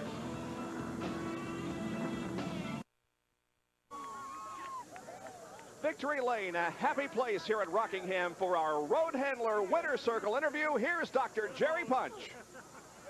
Kyle getting a big hug from Patty, his wife, and the family here as they are celebrating Victory Lane. Kyle, you did it in style, my friend. Well, I tell you what, man, the way this car's run since it came off the trailer is a tribute to Gary Nelson and John Wilson and everybody that works at the shop and worked all last year to get this thing going. And we just kept running head on in the walls last year, but this year it seems to be turning around for us. A lot of money today, big guy. I mean, not only we're talking about the halfway challenge, we're talking about winning the race, we're talking about the Unical $228,000 and the winner's circle. We're talking probably $700,000 to $1 million. That's quite a bit of cash. Yeah, and I have to admit, I was thinking about it all day long. I tell you, I tell you, man, this Peak Pontiac, it worked perfect all day. You know, I can't say enough about the crew and what getting me in and out of the pits first and second all day long. And it's their race, man. They won it. I just rode around in the car. Got to be a good omen for 1990. This has got to serve notice that this Sabco team is going to be a contender every week. Yeah, it is. You know, like I said, we had such bad luck last year, and everybody stood behind us. Felix, our owner, Felix Sabates, our owner, Pontiac, Peak and Freeze, Uniden, everybody stood behind us. Mobile One came on board this year, even as bad a year as we had, so we knew people had confidence in us. We just had to come out and show people that we could do it, and so far this year we've been able to do it in a couple races. He certainly showed them a day. A dominating win at North Carolina Motor Speedway for Kyle Petty. He gets a big kiss from his daughter and his wife here, and car owner Felix Sabates here in Victory Lane. The Goodwrench 500 is over, and Kyle Petty has won it. We'll be back with more from North Carolina Motor Speedway after this. Kyle Petty has won the Goodwrench 500, leading all but 58 laps of this 492-lap event. Jeff Bodine second, then Ken Schrader, Sterling Marlin, and Rusty Wallace. It was a race that he just totally dominated, guys. Bob, it was unbelievable. I really and truly, I knew that Kyle Petty had a good car, but whether he could do it for 500 laps, 492 laps, unbelievable. Never faltered all the way. Just stayed right there all the way. There are the top 15 finishers. Now let's show you the revised point standings. Dale Earnhardt holds on to the points lead. He endured lots of trouble this afternoon, but still drove to a 10th place finish and maintains the points lead. Rusty Wallace is second, then Morgan Shepherd. Kyle Petty moves into 4th position in the point standings, and look at this. Jimmy Spencer has moved into 5th position in the point standings by virtue of an 8th place finish here this afternoon. It was a new race record, 122.864, the average speed for Kyle Petty's win. We'll be back with more from Rockingham in a moment. There once again are the top 5 finishers, and the Western Auto mechanic of the race is Steve Lloyd on the 4th place Sterling Marlin car. Let's get a quick comment from the 2nd place finisher, Jeff Bonine. Dick? Well, second's nice, but boy, that number 42 was a rocket today, wasn't it? I think everyone's happy for Kyle, Felix Abatis, Gary Nelson. They dominated the whole showdown here, qualifying the race. But, you know, we did pretty good with that Budweiser Ford. We had Junior Johnson out there turning some wedge bolts, and Tim Brewer's in there making adjustments. We came back. We're holding our heads up. We had a good run, just a little short. Hi, kids. Hi. There's Jeff and Kathy Bodine, happy to finish second here this afternoon. We will be back to wrap up our first Winston Cup telecast of 1990 after this message. Stay with us.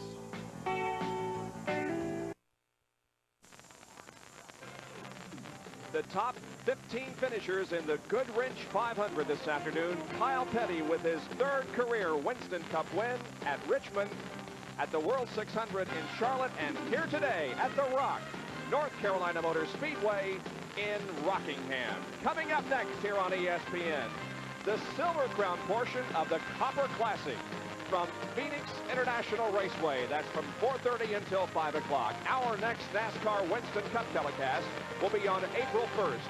We'll be live in Darlington, South Carolina for the Trans-South 500. We hope you'll be with us.